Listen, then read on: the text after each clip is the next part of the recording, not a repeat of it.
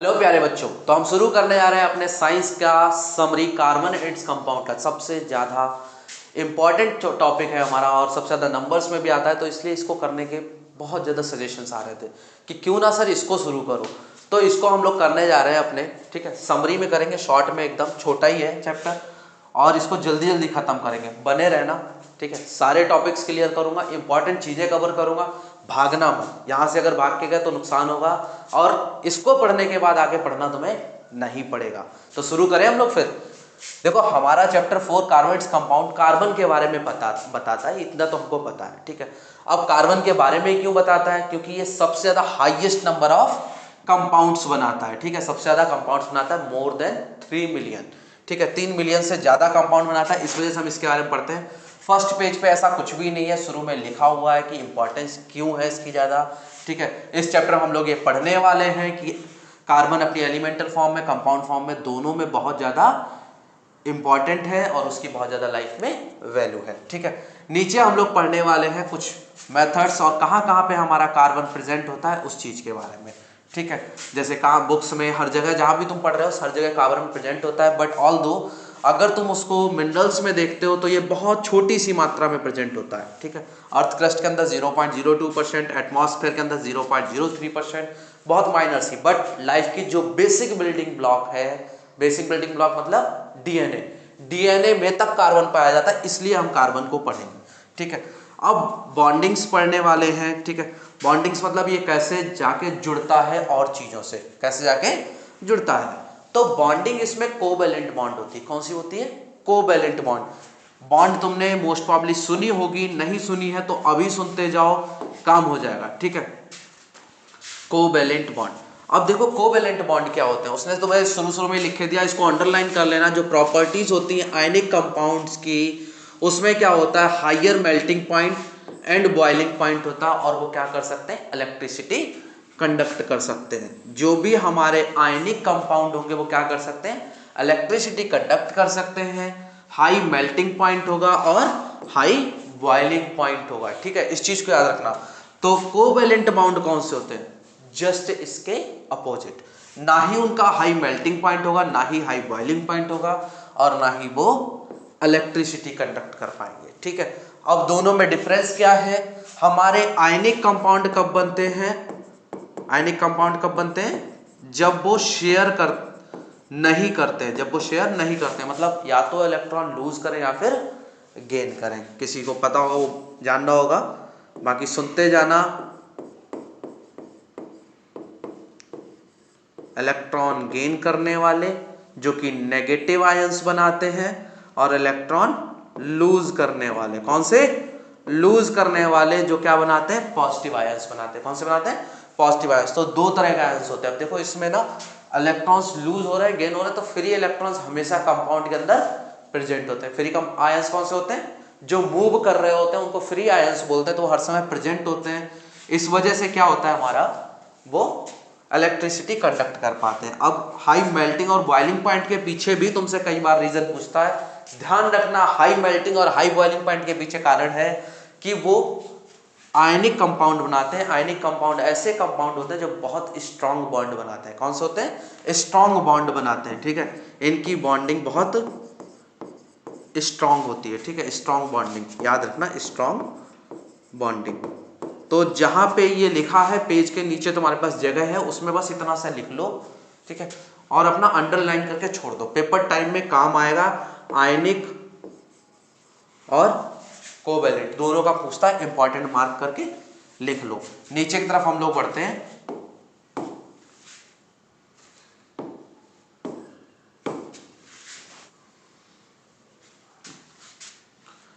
अब इसमें क्या है, आयनिक कंपाउंड का नेचर बताया गया है हमें कि आयनिक कंपाउंड का कैसा नेचर होता है। जब भी हम पढ़ के आए थे, इलेक्ट्रिसिटी कंडक्ट कैसे कर लेता है वो ये भी पढ़ लिया हम लोगों ने। वहीं पे हमारे कोवैलेंट कंपाउंड होते हैं, वो क्या करते हैं, पुअर कंडक्टर ऑफ इलेक्ट्रिसिटी होते हैं। इसने बोला carbon are the poor conductor of electricity. कारण क्या होता है, हमारा जो कार्बन है उसकी वैलेंसी कितनी होती है? 4 होती है। क्यों 4 होती है? पहले वैलेंसी को थोड़ा सा समझ लेना, समझ जाओगे। देखो जरा ध्यान से, अगर तुम गिनना शुरू करते हो तो कार्बन 6ठे नंबर पे आता है पीरियोडिक टेबल में। पढ़ोगे अगर इसको, हमारा सबसे पहले हाइड्रोजन, फिर हीलियम, फिर लिथियम, फिर बेरिलियम, फिर बोरॉन, देन कार्बन। ठीक है, छठे नंबर पे आ रहा है हमारा। तो छठे नंबर पे आता है, अब इसका इलेक्ट्रॉनिक कॉन्फ़िगरेशन की बात करें। इलेक्ट्रॉनिक कॉन्फ़िगरेशन मतलब किस तरह से हमारे इलेक्ट्रॉन प्रेजेंट होते हैं इन द शेल। ठीक है, एटम के सेल में। तो शेल में किस तरह से प्रेजेंट होते हैं, ये अगर मान लो इसका न्यूक्लियस है तो इसके आसपास पहले वाले में कितने इलेक्ट्रॉन फिल होते हैं, 2 होते हैं। कितने होते हैं, 2। बाहर कितने बचे इसके, अब अगर 6 में से 2 पहले से फिल हो गए, 6 में से 2 अगर ऑलरेडी फिल हो गए तो बचे कितने, ऑलरेडी 2 हो चुके हैं तो अब 4 बचे। कितने बचे, 4।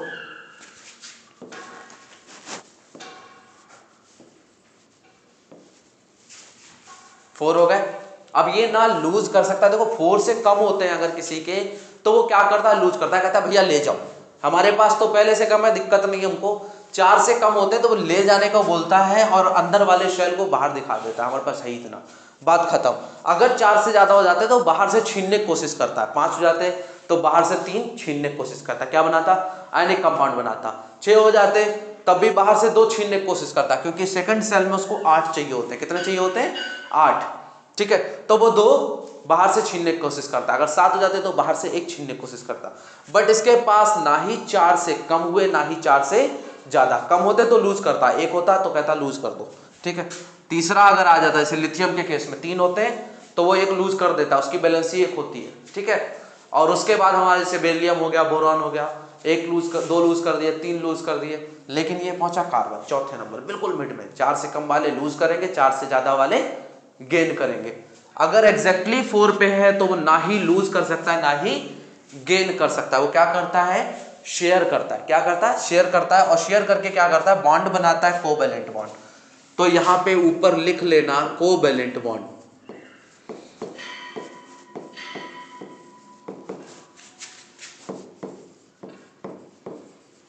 bonds made by the sharing of electrons. कैसे बनते हैं भाई, शेयर करके बनते हैं ना, तो ये भी कैसे हो जाएंगे, by the sharing of electrons. इस चीज को हमेशा याद रखना कि हमारे शेयरिंग से बनते हैं। अब जहां पे ना लेना हो रहा है ना देना हो रहा है, वो क्या कर रहे हैं, शेयर कर रहे हैं। अगर शेयर कर रहे हैं तो क्या करेंगे, वो इलेक्ट्रिसिटी कंडक्ट नहीं कर पाते हैं। इसीलिए most of the carbon compounds क्या होते हैं, पुअर कंडक्टर ऑफ इलेक्ट्रिसिटी होते हैं। इस चीज को याद रखना। अब देखो यहाँ पे एसिटिक एसिड कार्बन कंपाउंड है, कैसे पता लगा, यहाँ पे C प्रेजेंट है, यहाँ पे भी C प्रेजेंट है। नाम सीख जाओगे, कहना सर हमें याद नहीं रहता, फॉर्मूले नहीं याद रहते, कोई बात नहीं, चैप्टर के लास्ट तक बने रहो, आधी से ज्यादा चीजें तुम्हें ऐसी ही याद हो जाएंगी। ठीक है, 1-2 चीजें जो नहीं याद होंगी बता दूंगा, लिख के वो भी करवा दूंगा। ठीक है, एसिटिक एसिड कार्बन प्रेजेंट है इसमें, मेल्टिंग पॉइंट इसका 290 और बॉइलिंग पॉइंट 391। नीचे क्लोरोफॉर्म है, अगेन हमारा C प्रेजेंट है, carbon compound, melting point boiling point दोनों कम है उसके। ठीक है, सभी का मेल्टिंग और बॉइलिंग पॉइंट कम है, just because they are making covalent bond. इनका बस एक ही दोष है, ये कोवैलेंट बॉन्ड बनाते हैं और इनके अंदर क्या प्रेजेंट है, कार्बन प्रेजेंट है। ठीक है, इस चीज को याद रखना। तो इनकी कंबाइनिंग कैपेसिटी जो होती है वो ज्यादा होती है और क्या करते हैं, आपस में शेयर करते हैं। ठीक है, ना ही लूज करेंगे और ना ही गेन करेंगे।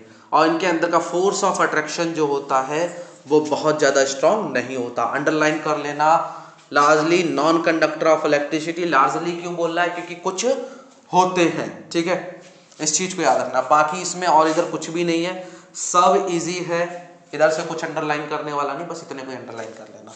नीचे की तरफ बढ़ते हैं हम लोग। देखो इसी पेज में ये इंपॉर्टेंट है हमारा, नीचे की तरफ थोड़ा सा ये इंपॉर्टेंट है, ये पॉइंट जो है। अब इस पॉइंट में ऐसा क्या है, देखो उसने बोला कि how many valence electrons will carbon have, कितने वैलेंस इलेक्ट्रॉन होते हैं, 4 होते हैं। हमको पता है जो रिएक्टिविटी है इसकी टेंडेंसी, वो क्या करती है, आउटर मोस्ट शेल में 4 इलेक्ट्रॉन होने की वजह से वो नोबल गैस बनाने के लिए खुद को शेयर करता है। नोबल गैस बनाने के लिए क्या करता है, शेयरिंग को करता है। और ये कैसा होता है, ना ही लूज करके ना ही गेन करके। अब लूज और गेन क्यों नहीं कर पाता, यहां पे एक क्वेश्चन लिख लो, वाई इलेक्ट्रॉन्स नॉट गेन्ड और लूज्ड बाय कार्बन। ठीक है, कमेंट करके आएगा question, comment bye electrons not gained और लूज्ड बाय कार्बन, या फिर सिंपली क्वेश्चन पूछ लेगा, लेकिन गेन और लूज का क्वेश्चन अक्सर पूछते हैं तुमसे। तो इसके पीछे कारण क्या है हमारा, कि हमारे पास ये पॉसिबल नहीं है वो C4 नेगेटिव एनाइन बनाए। इस चीज को एक्सप्लेन करता हूं, समझ के जाना है, क्योंकि रटना थोड़ा सा मुश्किल है, तो समझ लो जरा ध्यान से। देखो कार्बन में क्या होता है, हमारा वैलेंसी हमने देख ली, उसकी कितनी थी, 4 थी। कार्बन आता कितने नंबर पे था, 6 नंबर पे आता था।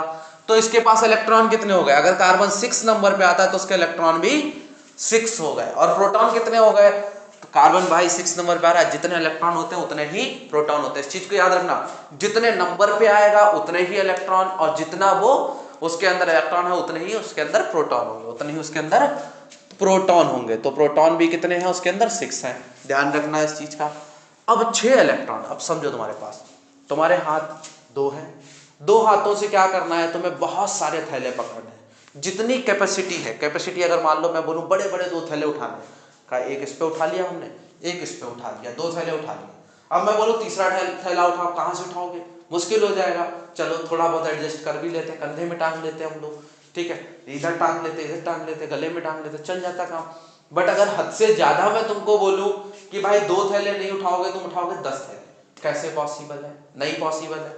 सेम चीज कार्बन के साथ, अगर वो 6 नंबर पे आता है, 6 प्रोटॉन है, तो 6 प्रोटॉन की हालत ये है कि वो ज्यादा से ज्यादा करे 8 कर ले, ठीक है, 8 इलेक्ट्रॉन गेन कर सकता है, मतलब रख सकता है अपने पास, 9 रख लेगा, इससे ज्यादा नहीं। इसके बस की नहीं है कि 10 इलेक्ट्रॉन पकड़े। 6 इलेक्ट्रॉन जो हैं वो कभी भी 10 इलेक्ट्रॉन बाहर से, 4 इलेक्ट्रॉन बाहर से लेके 10 इलेक्ट्रॉन पूरे नहीं रख सकते, ठीक है। तो it cannot make C4 negative anion, ठीक है, as it is difficult for the nucleus, ठीक है। न्यूक्लियस के लिए थोड़ा सा डिफिकल्ट होता है, क्योंकि उसमें 6 प्रोटॉन है और वो क्या करें, 10 इलेक्ट्रॉन्स को होल्ड करें। समझ गए कि 6 प्रोटॉन है, 6 प्रोटॉन के बस की बात नहीं है कि वो 10 इलेक्ट्रॉन को पकड़ के रख ले। इस वजह से क्या होता है ना, ये C4 नेगेटिव एनाइन नहीं बनाता। अब इसी का जस्ट अपोजिट याद रखना, जब 6 प्रोटॉन 10 इलेक्ट्रॉन्स को नहीं पकड़ सकते, तो 6 प्रोटॉन के पास मैं बोलूं बहुत एनर्जी हो तुम्हारे अंदर, मैं बोलूं ऐसा करो पूरे दिन खाली पड़े रहो, ठीक है, पूरे दिन खाली पड़े रहो। अब कहना सर हमारे बस की बात नहीं है, कुछ नहीं तो मैं रील देखूंगा, रील नहीं देखूंगा तो फोन चलाऊंगा, कुछ तो करूंगा ना, खाली गेम खेल लूंगा, बहुत दिनों से गेम नहीं खेला। तो वही चीज है, जिसके पास एनर्जी है वो खाली नहीं बैठ सकता। भाई पे किसी सुस्त इंसान को बोलो भाई खाली बैठ जा, ठीक है बैठ लूंगा, 2 दिन सोएगा, 3 दिन सोएगा, 4 दिन सोएगा, उसके बाद क्या बोलेगा, यार कुछ तो कर लूं, कहीं तो चला जाऊं, चलो बर्गर ही खा लेता हूं, है ना। तो एनर्जी है जिसके पास, उसका काम करने का मन करेगा, जिंदा है ना, जिंदा होने का सबूत देगा वो अपने।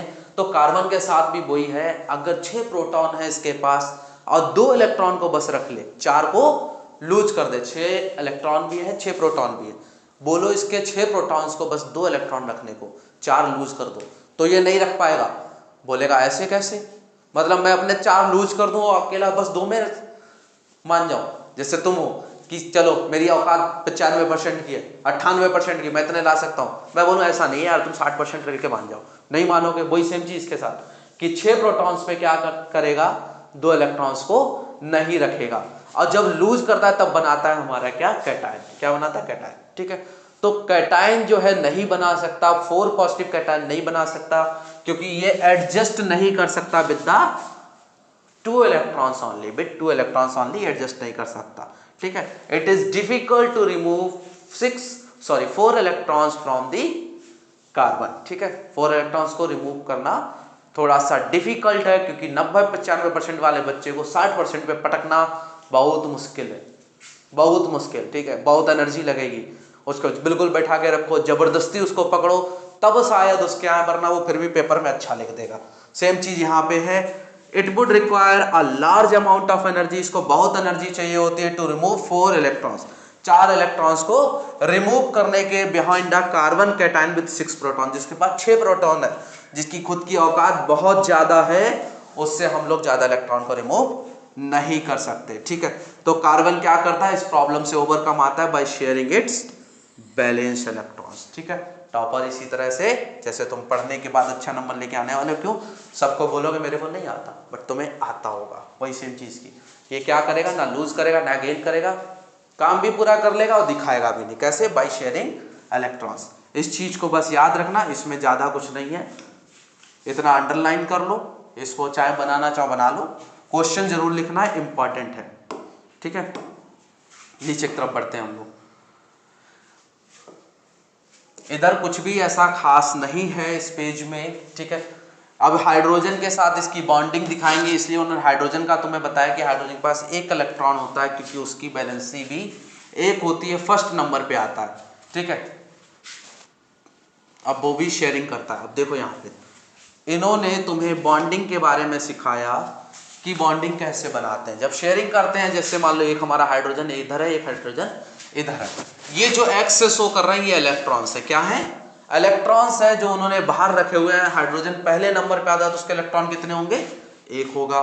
ठीक है, तो इन्होंने एक तरफ क्रॉस, दूसरी तरफ भी क्रॉस से जब शेयर कर रहा है तो क्या करते हैं, दोनों बीच में ले आते हैं। ये वाला भी इसके पास पहुंचेगा और ये वाला इसके पास पहुंचेगा। बोलेंगे यार ऐसा है, मैं शेयर करना है।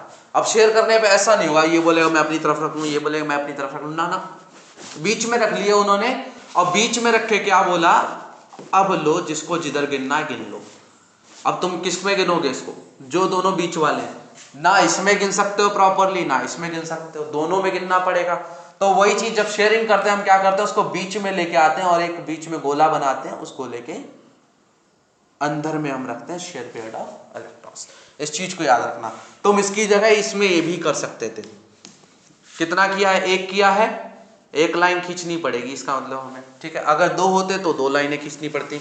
एक किया तो अब क्या करो, दोनों हाइड्रोजन के बीच में एक लाइन खींच दो, दोनों हाइड्रोजन के बीच में एक लाइन खींच दो। लाइन खींच के भी बता सकते हो, सर्कल बना के भी बता सकते हो। बस इसमें इतना ही है। नीचे ऑक्सीजन का है, ऑक्सीजन का दिखाता हूं भी।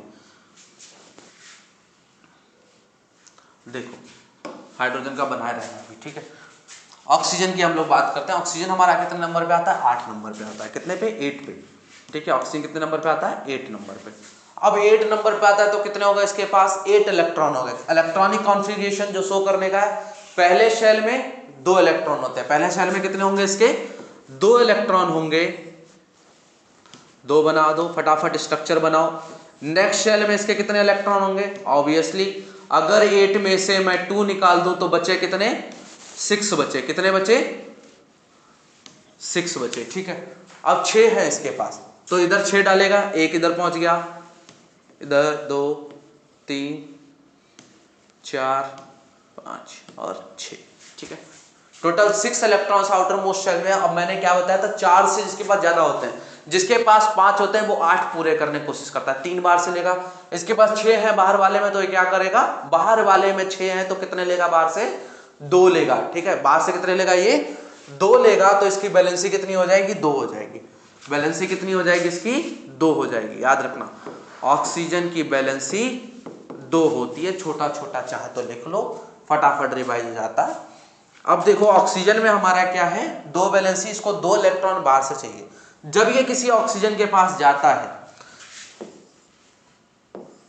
ठीक है, बाहर वाले में कितने? 6 हैं तो 6 के 6 शो कर दो। क्रॉस से शो करना चाहो तो क्रॉस से कर दो, डॉट से करना चाहो तो डॉट से कर दो, मर्जी है हमारी। ठीक है, खाली क्रॉस से करना जरूरी नहीं, तुम डॉट से भी कर सकते हो। इधर वाले क्रॉस से कर दिए, इधर वाले डॉट से कर दो, ये भी तरीका है तुम्हारे पास। 2 4 6। ठीक है, अब इनकी शेयरिंग करवा रहे हैं। क्या कर रहे थे हम लोग? पास में लेके जाएंगे। जब इनको पास में लेके जाएंगे हम क्या करेंगे, ये वाला इलेक्ट्रॉन इधर बना दिया, इधर बना दिया, इसका वाला भी नजदीक में बना दिया। ठीक है, इधर वाला ऑक्सीजन,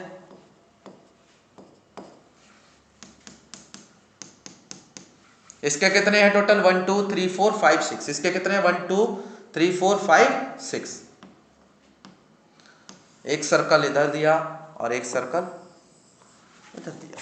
अब ये बीच वाले चारों इलेक्ट्रॉन ना अब हम इसमें गिन सकते हैं ना ही इसमें गिन सकते हैं। मैं तुमसे पूछूं कौन से सर्कल में आ रहा है वो चारों इलेक्ट्रॉन? ये चारों इलेक्ट्रॉन कौन से सर्कल में आ रहे हैं? ना इसमें ना ही इसमें। गिनो इसके 2 2 4 2 6 और 2 8। इस सर्कल में पूरे 8 हो गए। इसमें गिनो 2 2 4 2 6 और 2 8। तो इस तरह से ये शेयरिंग करता है। अब इसमें लाइन वाला बनाना चाहो तो लाइन वाला ही बना सकते हो।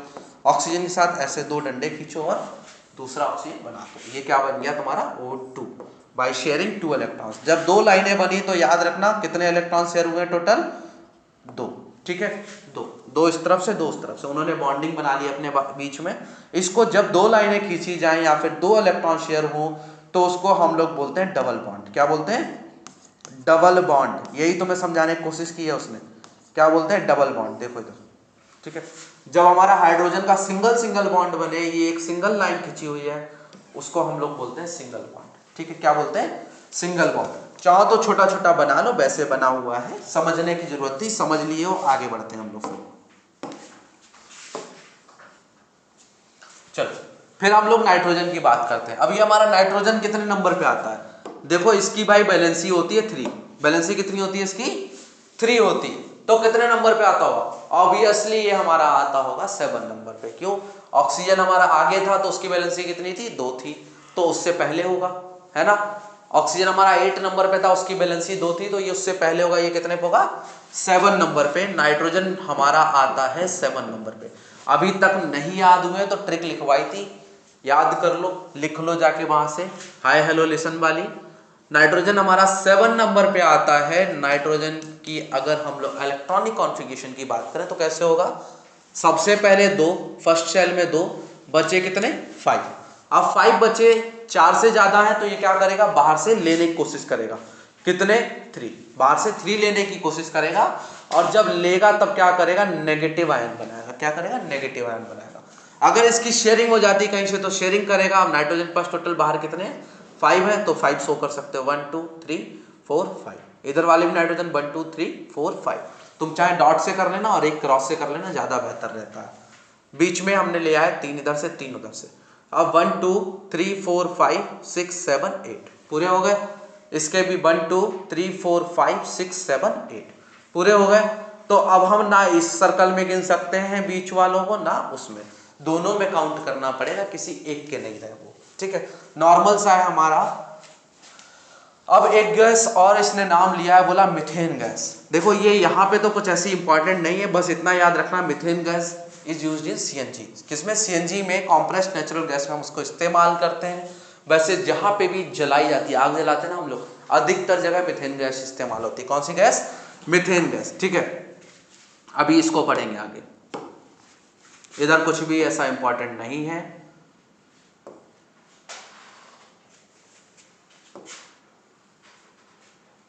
देखो अगर अंडरलाइन करना चाहता है, एक नॉर्मल सी चीज है, ये अंडरलाइन कर लेना। कोवेलेंट बॉन्ड्स जो हैं वो थोड़े से स्ट्रॉन्ग बॉन्ड्स बनाते हैं विद इन मॉलिक्यूल्स, बट उनका इंटरमॉलिक्यूलर फोर्स क्या होता है? वीक होता है। इस वजह से उनकी मेल्टिंग और बॉइलिंग पॉइंट लो होता है। जो तुमने हाइड्रोजन उधर लिख के आए थे अपना आयनिक में, वो इधर थोड़ा सा उसी का कॉन्ट्रास्ट में है, ठीक है, उसी के कॉन्ट्रास्ट में, बस और कुछ नहीं। इसको अंडरलाइन कर लो, याद रखना, पेपर में आ सकता है हमारा कि कोवेलेंट मॉलिक्यूल्स कैसे होते हैं हमारे, उनके अंदर स्ट्रॉन्ग बॉन्ड तो होते हैं, बट मॉलिक्यूलर इंटरेक्शन जो फोर्स होता है वो थोड़ा सा लो होता है, ठीक है। बस इतना याद रखना, जिस वजह से क्या होगा? उनका मेल्टिंग और बॉइलिंग पॉइंट वीक होता है। और हमारा इलेक्ट्रिसिटी कंडक्ट क्यों नहीं करता? Because of the sharing of electrons, covalent bond, ठीक है। कोवेलेंट बॉन्ड की वजह से हमारा शेयरिंग करता है और वो इलेक्ट्रिसिटी कंडक्ट नहीं कर सकता। अब इसके नीचे देखो, एलोट्रॉप्स ऑफ कार्बन, ये इंपॉर्टेंट है, हर साल ही ऑलमोस्ट इससे क्वेश्चन आता है हमारे एलोट्रॉप्स ऑफ कार्बन से। ये इन्होंने मीथेन का स्ट्रक्चर बना रखा है, अभी समझाऊंगा उसको। इधर देख लो पहले, एलोट्रॉप्स ऑफ कार्बन हमारा क्या होता है? एलोट्रॉप्स ऑफ कार्बन का मतलब है जो कार्बन कार्बन बॉन्ड से ही उन्होंने स्ट्रक्चर डिफरेंट हो बट ऑब्जेक्ट अलग अलग बना रखे हो, ठीक है। डिफरेंट स्ट्रक्चर से डिफरेंट ऑब्जेक्ट्स बनाते हैं। जैसे कि कार्बन से ही total carbon, A B carbon, A B carbon, A B carbon, A B carbon, ठीक है। कॉन्टिन्यूसली कार्बन की बाइंडिंग से उन्होंने क्या किया? डायमंड बना दिया। कार्बन की ही बाइंडिंग से उन्होंने क्या किया? ग्रेफाइट बना दिया। प्योर कार्बन है ये। और कार्बन की ही बाइंडिंग से C60, याद रखना, कई बच्चे C60 याद नहीं रखते हैं, बकमिंस्टर फ्लोरीन याद कर लेते हैं, ठीक। चाहे खाली फ्लोरीन लिखे आए, चाहे C60 लिखे आए, चाहे बकमिंस्टर फ्लोरीन लिखे आए, तीन के तीनों सेम है, याद रखना, ठीक है। स्ट्रक्चर में थोड़ा सा डिफरेंट समझो, क्योंकि तुमसे जो क्वेश्चन पूछेगा वो ये पूछेगा, why diamond cannot conduct electricity while graphite can, as both are the allotropes of carbon, ठीक है। क्वेश्चन क्या आएगा? लिख लो, चाहे तो बुक की साइड में, इधर साइड में चाहे नीचे, ठीक है। Why diamond cannot conduct electricity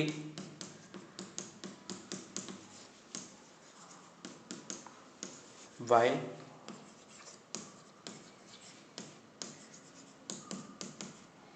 graphite can, ठीक है। ये क्वेश्चन तुम्हारे ऊपर आ सकता है, बहुत इंपॉर्टेंट है, ऑलमोस्ट रिपीटेड क्वेश्चन है, ठीक है। अल्टरनेट ईयर्स पे ये रिपीट होता है, इंपॉर्टेंट है, इंपॉर्टेंट लगा के इसको लिख लो। अब सुनो जरा, देखो हमारा जो डायमंड है वो क्या करता है, 3 डायमेंशनल स्ट्रक्चर बनाता है। कैसे?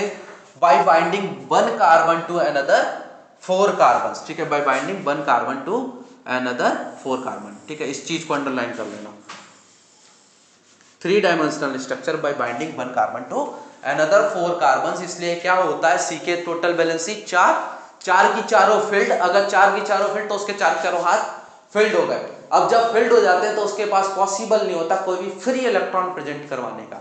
याद रखना इस चीज को, डायमंड में कोई भी फ्री इलेक्ट्रॉन प्रेजेंट नहीं होते as 1 carbon it attach to 4 other carbon, क्योंकि एक कार्बन कितने कार्बन से अटैच होता है, अलग 4 कार्बन से अटैच होता है। वहीं पे अगर हम ग्रेफाइट की बात करें, हर एक कार्बन जो है अटैच होगा कितने से, 3 कार्बन से, और वो क्या बनाता है, हेक्सागोनल एरे बनाता है।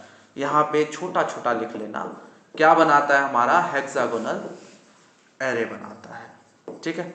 ये हमारा बस 3D सॉलिड स्ट्रक्चर और कुछ नहीं, और ये it is the shape of A football, किसका, फुटबॉल का शेप बनाता है, ठीक है। तो हमारा ग्रेफाइट में क्या होता है, एक बॉन्ड जो है वो डबल बॉन्डेड होता है, एक कार्बन दूसरे कार्बन से डबल बॉन्डेड, क्योंकि सेटिस्फाइड तो करवाना ही था।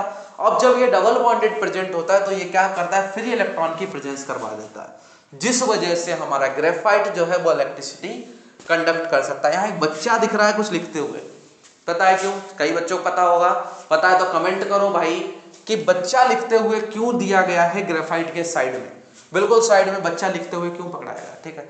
लिख रहा है किसी चीज, शायद पेंसिल से लिख रहा है, ठीक, बताना मेरे को कमेंट में करके जाना।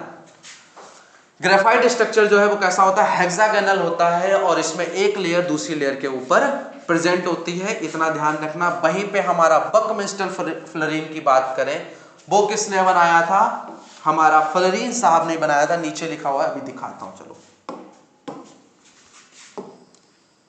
बकमिस्टर फ्लोरीन जो है, फ्लोरीन ने ही बनाया था, ठीक है। यूएस आर्किटेक्ट थे बकमिस्टर फ्लोरीन, जिन्होंने इस चीज को बनाया था। और इसमें क्या होता है, हमारा हर एक कार्बन दूसरे कार्बन से अटैच होता है, और उसके बाद क्या कराता है, एक फुटबॉल का शेप बना देता है। किसका शेप बनाता है, फुटबॉल का शेप। इंपॉर्टेंट है, कभी कभी पूछता है फुटबॉल का शेप बनाने वाला कौन सा स्ट्रक्चर है। भाई डायमंड की बात करें तो diamond made under very high pressure, ये तुमसे फिलहाल में नहीं पूछता, बहुत ज्यादा तपने के बाद, ठीक है, बहुत ज्यादा प्रेशर झेलने के बाद क्या होता है, डायमंड बनता है। जैसे एक बच्चा बहुत ज्यादा पढ़ने के बाद अच्छे नंबर लेके आता है, उसी तरह से हमारा diamond under very high pressure and temperature it made, ठीक है, वो तैयार होता है। फ्लोरीन समझ गए, वो समझ गए, ठीक है। नीचे पढ़ते हैं हम लोग, क्वेश्चंस हैं बहुत सिंपल से हमारे, इनको एक बार देखना। CO2 का स्ट्रक्चर पूछा है, कार्बन हमारा 6 नंबर पे, 4 वैलेंसी, ऑक्सीजन हमारा 8 नंबर पे, ठीक है। टोटल हमारे 2 वैलेंसी, इसमें 6 लास्ट में होंगे, तो 2 कार्बन, एक कार्बन हमारा जो है 2 ऑक्सीजन के साथ अटैच होगा, एक 2 इलेक्ट्रॉन इसके साथ, फिर 2 इलेक्ट्रॉन अगेन इसके साथ, काम हो गया हमारा। अब जरा एक चीज देख लो हमारी, हमने अभी बोला था CH4 का स्ट्रक्चर बनाएंगे, नीचे जगह है बुक में, वहां पे CH4 का स्ट्रक्चर बना लो। कार्बन कितने नंबर पे था हमारा, 6 नंबर पे, वैलेंसी इज 4, हाइड्रोजन हमारा कितने नंबर पे, 1 नंबर पे, वैलेंसी इज 1, ठीक है, कितनी 1 है। अब हमारा क्या करता है, carbon can attach to 4 other hydrogen, ठीक है, 4 अलग हाइड्रोजन से अटैच हो सकता है। अब कैसे हुआ इसका, चाहे तो तुम ये वाला स्ट्रक्चर बना देना, और चाहे तो ये वाला, हाइड्रोजन का एक इलेक्ट्रॉन इधर, एक हाइड्रोजन का इलेक्ट्रॉन इधर, एक हाइड्रोजन का इलेक्ट्रॉन इधर, और कार्बन क्या करो बीच में बना दो, 4 इलेक्ट्रॉन बना रहे टोटल, इस तरह से सर्कल ड्रॉ कर दो।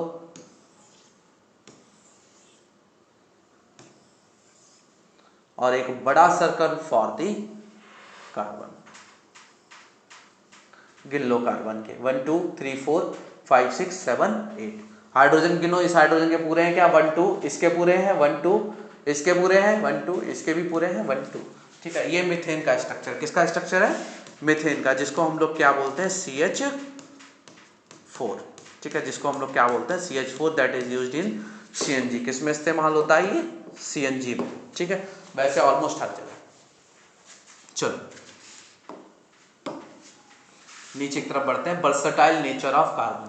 ये वर्सेटाइल नेचर क्या होता है हमारा? देखो कार्बन जो है ऑलमोस्ट हर जगह प्रेजेंट है, इस वजह से हम लोग कार्बन को पढ़ रहे हैं। और इसका ऐसा नेचर है, ये क्या करता है? बहुत ज्यादा बाइंडिंग्स करता है, बहुत ज्यादा हमारे जो लाइफ में यूज हो रहे हैं वैसे बहुत सारे कंपाउंड्स बनाता है। क्यों बनाता है? उसके पीछे रीजन सुनो। जैसे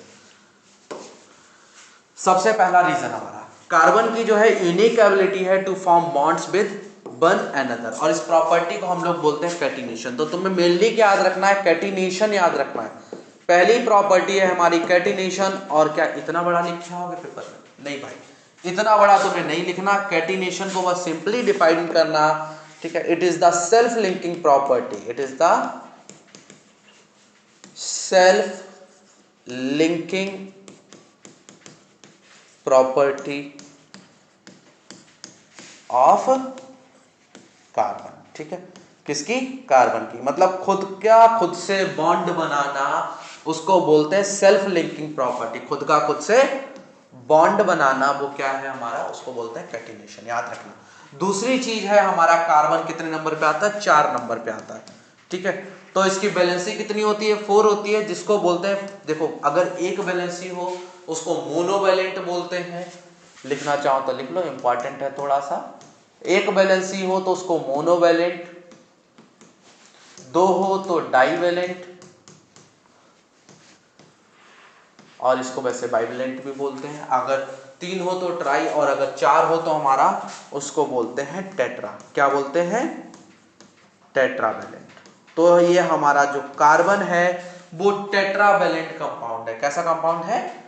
टेट्रावैलेंट कंपाउंड है। होप सो समझ आया होगा, इंपॉर्टेंट है, इसको मार्क कर लेना। ठीक है, why carbon can make a large amount of compounds. Question तुम्हारा ये आएगा, why carbon can make large amount of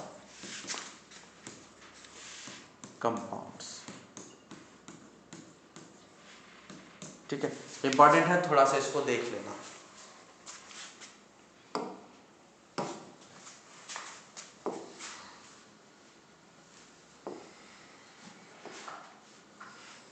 देखो यहाँ पे तो ऐसा कुछ भी ऐसा नहीं है, सिंपल सा है हमारा कि हमारे जो कंपाउंड हैं, बहुत सारे कंपाउंड्स भी बनते हैं इसके अलावा।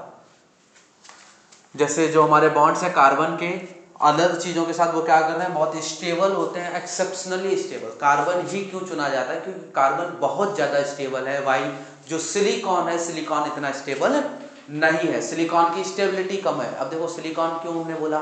क्योंकि सिलिकॉन भी अगेन ऐसी चीज़ है जिसकी वैलेंसी 4 होती है, लेकिन स्टिल वो बाइंडिंग्स इतनी नहीं कर पाता। क्यों बाइंडिंग्स नहीं कर पाता है? क्योंकि वो इतने स्टेबल नहीं बनाता। वहीं पे कार्बन जो है हमारा, due to its high stability, due to its high stability, वो चीजें बहुत अच्छी बनाता है। Very strong making this compound exceptionally stable. Stable बहुत ज्यादा होते हैं, तो इस चीज को मेंशन जरूर करना। कार्बन इतने ज्यादा आइटम्स इसलिए बना पाता है, सॉरी इतने ज्यादा कंपाउंड्स इसलिए बना पाता है क्योंकि वो बहुत ज्यादा स्टेबल होता है, क्योंकि बहुत ज्यादा स्टेबल होता है। ठीक है, मार्क कर लेना, इसको लिख लेना, चाहे यहां लिख लेना। होप सो यहां तक समझ आया होगा। आधा चैप्टर निपट चुका है भाई हमारा। आधे में क्या बचा है? कुछ इंपॉर्टेंट चीजें, तो आगे की तरफ हम लोग बढ़ रहे हैं। जरा देखो, आगे बढ़ते हैं हम लोग। Saturated and unsaturated carbon. अब ये सैचुरेटेड और अनसैचुरेटेड कार्बन कौन से होते हैं? बहुत सिंपल सा है, जरा ध्यान से देखे रहना। सैचुरेटेड कार्बन हमारे वो कार्बन होते हैं जो क्या करते हैं? सिंगल बॉन्ड बनाते हैं। बस छोटा सा चीज लिखना है, सिंगल बॉन्ड, क्योंकि रिवीजन के हिसाब से हमारा तो ये सिंगल बॉन्ड। और अनसैचुरेटेड कौन से होते हैं? जो हमारे डबल और ट्रिपल बॉन्ड बनाते हैं। कौन से होते हैं? जो हमारे डबल और ट्रिपल बॉन्ड बनाते हैं, डबल एंड ट्रिपल बॉन्ड। ठीक है, याद रखना इस चीज को। कौन से? डबल एंड ट्रिपल बॉन्ड, ठीक है। नॉर्मल सा है हमारा, हाइड्रोजन के साथ कार्बन बॉन्ड बना रहा है, कैसे सिंगल सिंगल बॉन्ड, ठीक है। अब कार्बन कार्बन के बीच में कौन सा बॉन्ड है, यहाँ पे सिंगल बॉन्ड है। कौन सा बॉन्ड है, सिंगल बॉन्ड है हमारा। तो हमारा क्या बना रहा है, सेचुरेटेड हाइड्रोकार्बन्स बना रहा है। कहना सर ये हाइड्रोकार्बन क्या होता है, ध्यान रख लेना, हाइड्रोकार्बन वो कंपाउंड्स होते हैं, तुमसे हो सकता है डेफिनेशन पूछ ले तो इसको नोट डाउन करते जाओ। हाइड्रोकार्बन कौन से कंपाउंड्स होते हैं, हाइड्रोकार्बन कंपाउंड्स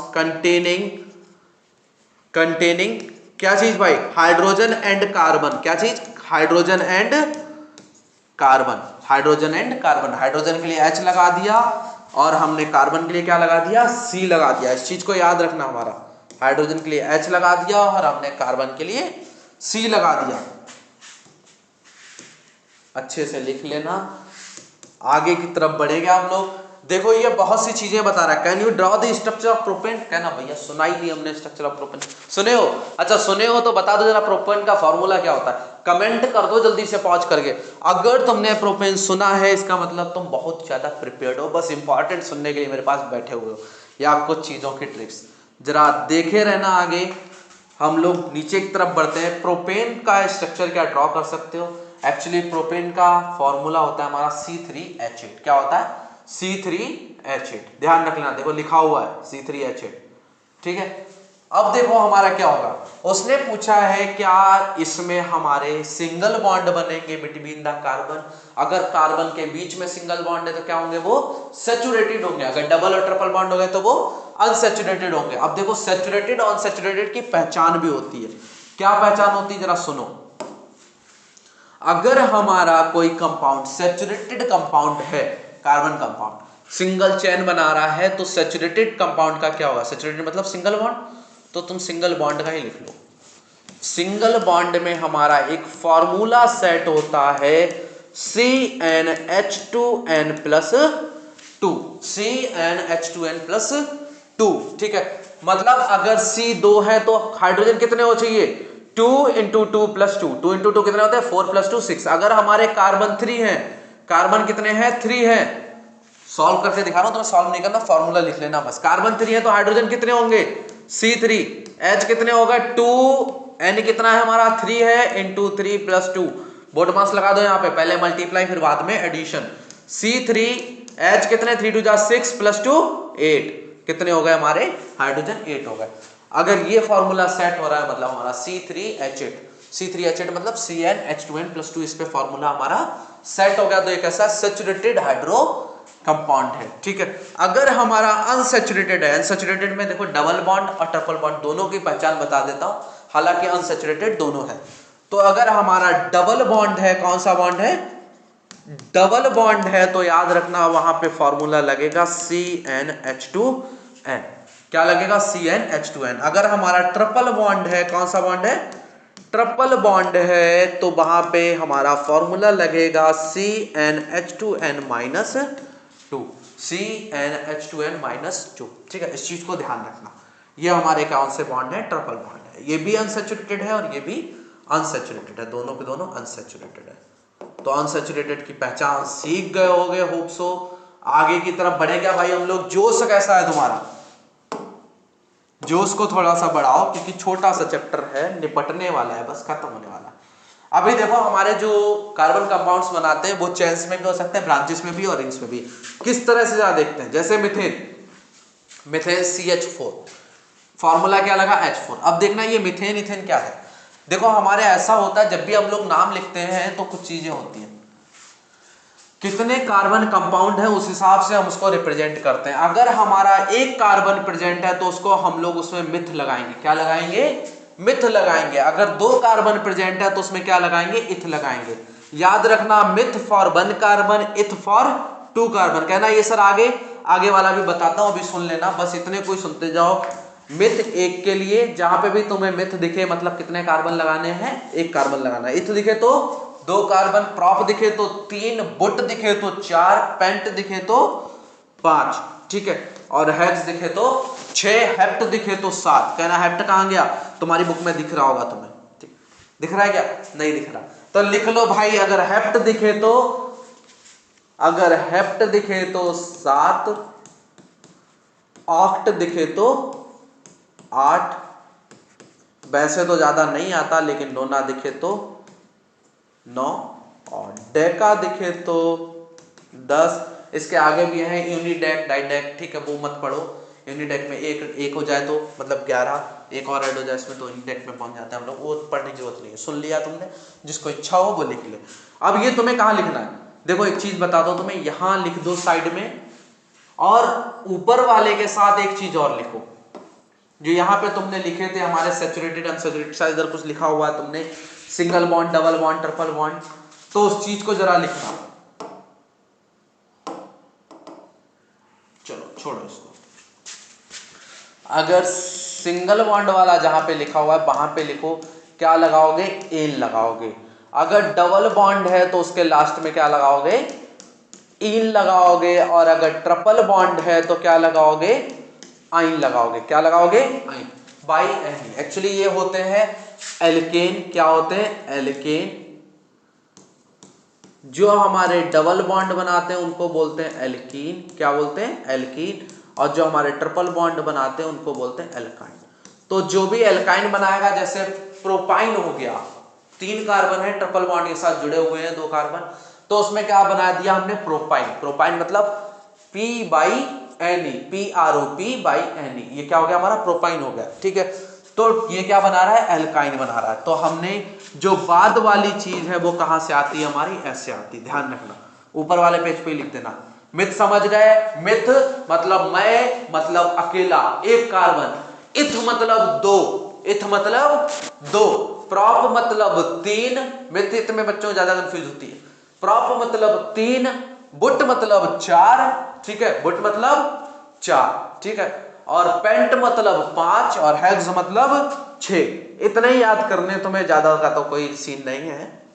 अब सिंगल बॉन्ड, एक्चुअली यहाँ पे क्या होता है, आइसोमर्स बनाना शुरू कर देते हैं हम लोग। अब ये आइसोमर्स कौन सी बना, जरा ध्यान दिए रहना, जिनका क्या हो, सेम केमिकल फॉर्मूला हो बट डिफरेंट स्ट्रक्चर हो। Same chemical formula but different structure, इस चीज को याद रखना। आइसोमर्स के बारे में बात करी गई है यहाँ पे। अभी तो फिलहाल मैं तुम्हें एल्केन, एल्कीन और एल्काइन ही सिखा रहा है। जो तुमने शॉर्ट में ऑलरेडी लिखा हुआ है वही यहाँ पे चीज है।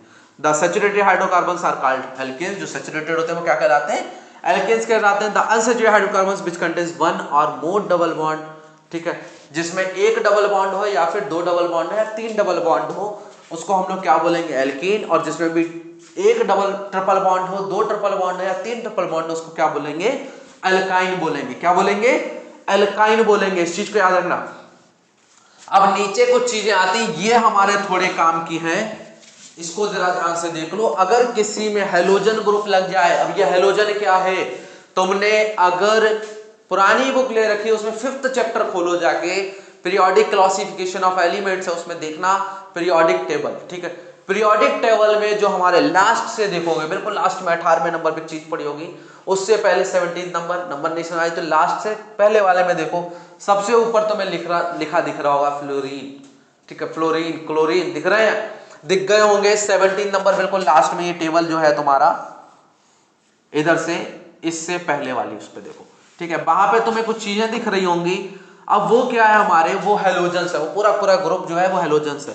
उसमें क्लोरो, ब्रोमो, आइडो, ठीक है, और इसके अलावा हमारा फ्लोरीन, ये सब आते हैं, ठीक है, क्लोरो, ब्रोमो, आइडो, फ्लोरो, ये सब के सब उसी में आते हैं। इनकी बैलेंसी याद रखना हमेशा कितनी होती है, 1 होती है।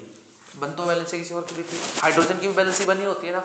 तो हाइड्रोजन और क्लोरीन, ब्रोमीन, आइडो, फ्लोरो, ठीक है, इनमें से कोई भी चीज लगाओ, कार्बन क्या हो जाता है, सेटिस्फाइड हो जाता है, ठीक है। एक जगह पे हम इसको लगा सकते हैं हाइड्रोजन की जगह, जिसको बोला गया सब्स्टिट्यूट फॉर हाइड्रोजन एटम। ये क्या है, सब्स्टिट्यूट है किस चीज का, हाइड्रोजन एटम का। ध्यान रखना इस चीज को। अगर किसी कार्बन कंपाउंड में, कार्बन हाइड्रोकार्बन कंपाउंड में क्या हो, लास्ट में OH लगाओ। जैसे मान लो C2 है, बचे हुए जगह मैंने H लगा रहा था, बट गलती से मैंने एक जगह पे OH लगा दिया। याद रखना OH की भी बैलेंसी कितनी होती है, 1 होती है। OH की बैलेंसी कितनी होती है, 1 होती है, बस ये मत भूलना। OH की बैलेंसी 1 होती है, ऑक्सीजन की बैलेंसी 2 होती है, हाइड्रोजन की बैलेंसी 1 होती है, ठीक है। अब जब भी ऑक्सीजन ऐड करोगे तो बैलेंसी कितनी लगानी है, 2, मतलब 2 इलेक्ट्रॉन्स, डबल पेयर इलेक्ट्रॉन्स बनेंगे। कहना सर डबल पेयर बनेंगे तो क्या ये अनसैचुरेटेड हो जाएगा? नहीं भाई, अनसैचुरेटेड नहीं होगा, क्योंकि अनसैचुरेटेड जब होगा जब दो कार्बन के बीच में, जब दो कार्बन के बीच में डबल बॉन्डिंग होगी, दो कार्बन के बीच में डबल बॉन्डिंग होगी, उस वहां अनसैचुरेटेड बनेगा, ठीक है, वो एल्कीन बनेगा। ये एल्कीन नहीं बना रहा है, ठीक है, ऑक्सीजन एल्कीन नहीं बनाता, याद रखना। कार्बन कार्बन की बॉन्डिंग क्या बनाती है? एल्कीन और एल्काइन बनाती है। तो अगर हमारा ऑक्सीजन अटैच होगा तो कितने बॉन्ड बनेंगे? डबल बॉन्ड बनेंगे। ये एक OH लग गया, यहीं पे मान लो हम खाली O लगाते हैं, H H again C H double bond O H, यहाँ पे भी H, देखो H कितने से जुड़ा हुआ है? 1 2 3 4। यहाँ पे भी H कितने से जुड़ा हुआ है? 1 2 3 4, इतने से जुड़ा हुआ है। क्लियर है सभी को? पक्की बात है? नहीं भाई, ध्यान से देखो इसको, 1 2 3 4 5, कितने से जुड़ा हुआ है? 5 से। तो यहाँ पे ये हाइड्रोजन नहीं लग सकता, यहाँ पे ये हाइड्रोजन नहीं लग सकता, ध्यान रखना इस चीज को, गलत नहीं बनाना। चेक कर रहा था पुराने वाले बच्चे जिन्होंने पढ़ा हुआ है, वो भी तो कहीं गलत नहीं बना के बैठे थे। तो देख लो हाइड्रोजन, अब कार्बन कितनी बॉन्डिंग हो गई? 1 2 3 4, ठीक है, इस तरह से बना हमारा, जिसमें लास्ट में O आए, जिसमें लास्ट में O आए, यहाँ पे लास्ट में O आया तो ये हमारा क्या बनाएगा?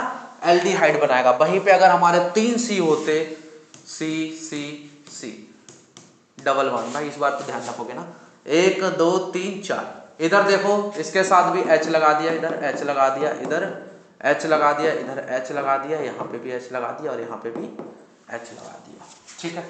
तो ये हमारी जो चीज बनी है, क्या बनी है? कीटोन ग्रुप बना है। कौन सा ग्रुप बना है?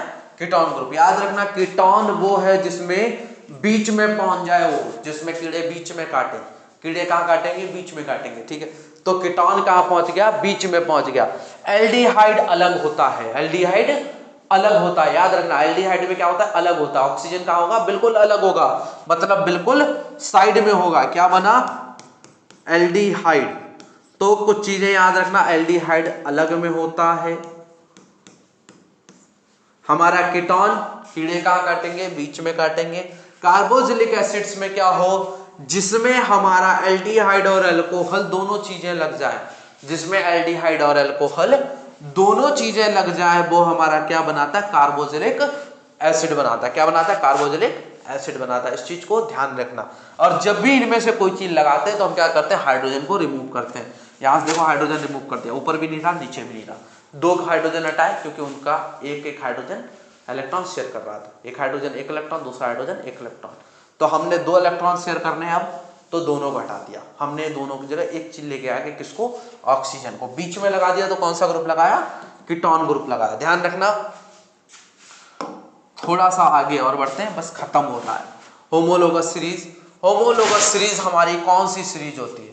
अब तुम्हारे में कुछ अंडरलाइन करना है, बहुत नॉर्मल सी चीज है, दिखा तो करते चले जाओ फटाफट यहां से।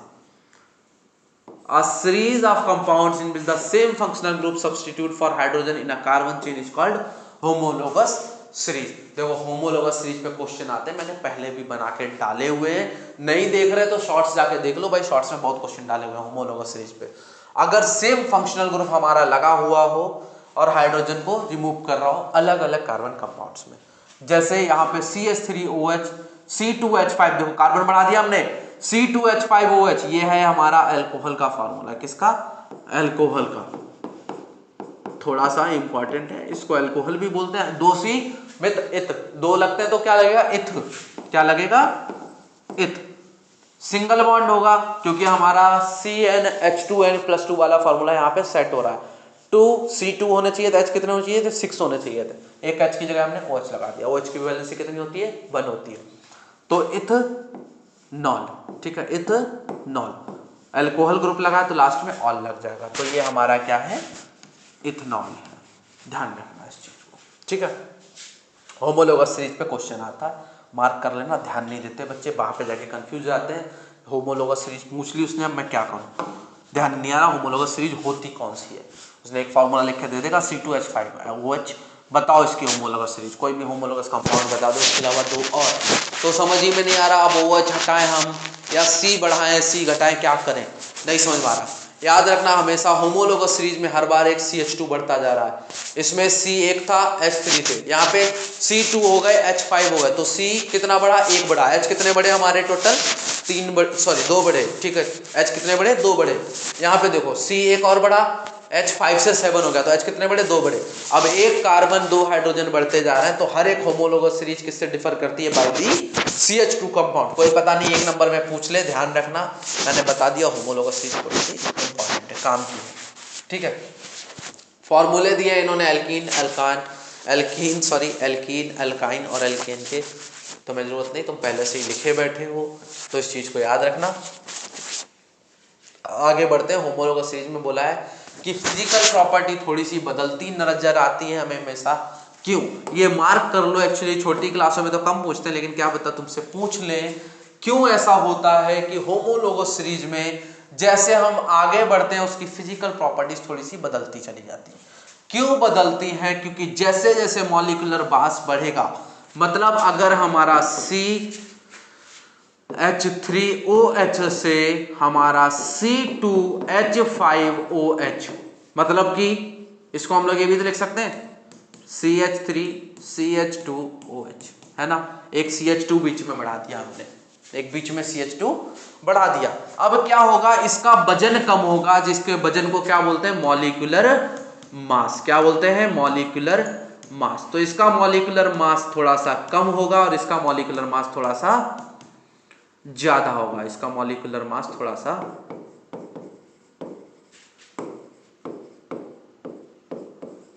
ध्यान रखना, ठीक है। मॉलिक्यूलर मास थोड़ा सा ज्यादा होगा, तो इसकी थोड़ी सी हमारी क्या होती है? फिजिकल प्रॉपर्टीज चेंज होने लगती है। इसके अलावा हम लोग सॉल्युबिलिटी की भी देखें, तब भी उसमें अपग्रेडेशन आती है, but chemical properties remain same. Chemical properties में कोई चेंज नहीं होता, फिजिकल प्रॉपर्टी बदलती है as its molecular mass increases. So इसकी बॉइलिंग और मेल्टिंग पॉइंट बढ़ जाता है, बॉइलिंग और मेल्टिंग पॉइंट बढ़ जाता है, इस चीज को ध्यान रखना। नॉमेनक्लेचर मतलब उसको नाम देना भी अभी हम थोड़ा बहुत सीख के आए थे। अब सुफिक्स और प्रीफिक्स का देख लेते हैं। देखो जितने भी हमारे फंक्शनल ग्रुप हैं इनका हमेशा नाम कहाँ पे लगता है? लास्ट में लगता है, ठीक है। अभी अल्कोहल लगा के दिखाया था, ऑल कहाँ पे लगाया था? लास्ट में लगाया था। जहां पे एल्डिहाइड ग्रुप हो वहां पे एल लगेगा। क्या लगेगा? एल, खाली एल नहीं, एल लगेगा, ठीक है। जहां पे अल्कोहल ग्रुप हो लास्ट में क्या लगाना है? ऑल लगाना है। जहां पे एल्डिहाइड ग्रुप हो वहां पे लास्ट में क्या लगाना है? एल लगाना है। जहां पे कीटोन ग्रुप हो वहां पे ओन लगाना है। क्या लगाना है? ओन लगाना है। कार्बोक्सिलिक एसिड हो वहां पे ओइक लगाना है। क्या लगाना है? ओइक। क्या लगाना है? ओइक। ध्यान रखना इस चीज का, ठीक है। ओइक लगा के छोड़ देना। बैलेंसिंग की याद रखना, 1 2 1 2, इसकी 1 और इसकी 2, ठीक है। इसके अलावा जो हमारे ये ग्रुप होता है ये हमेशा शुरू में लगता है।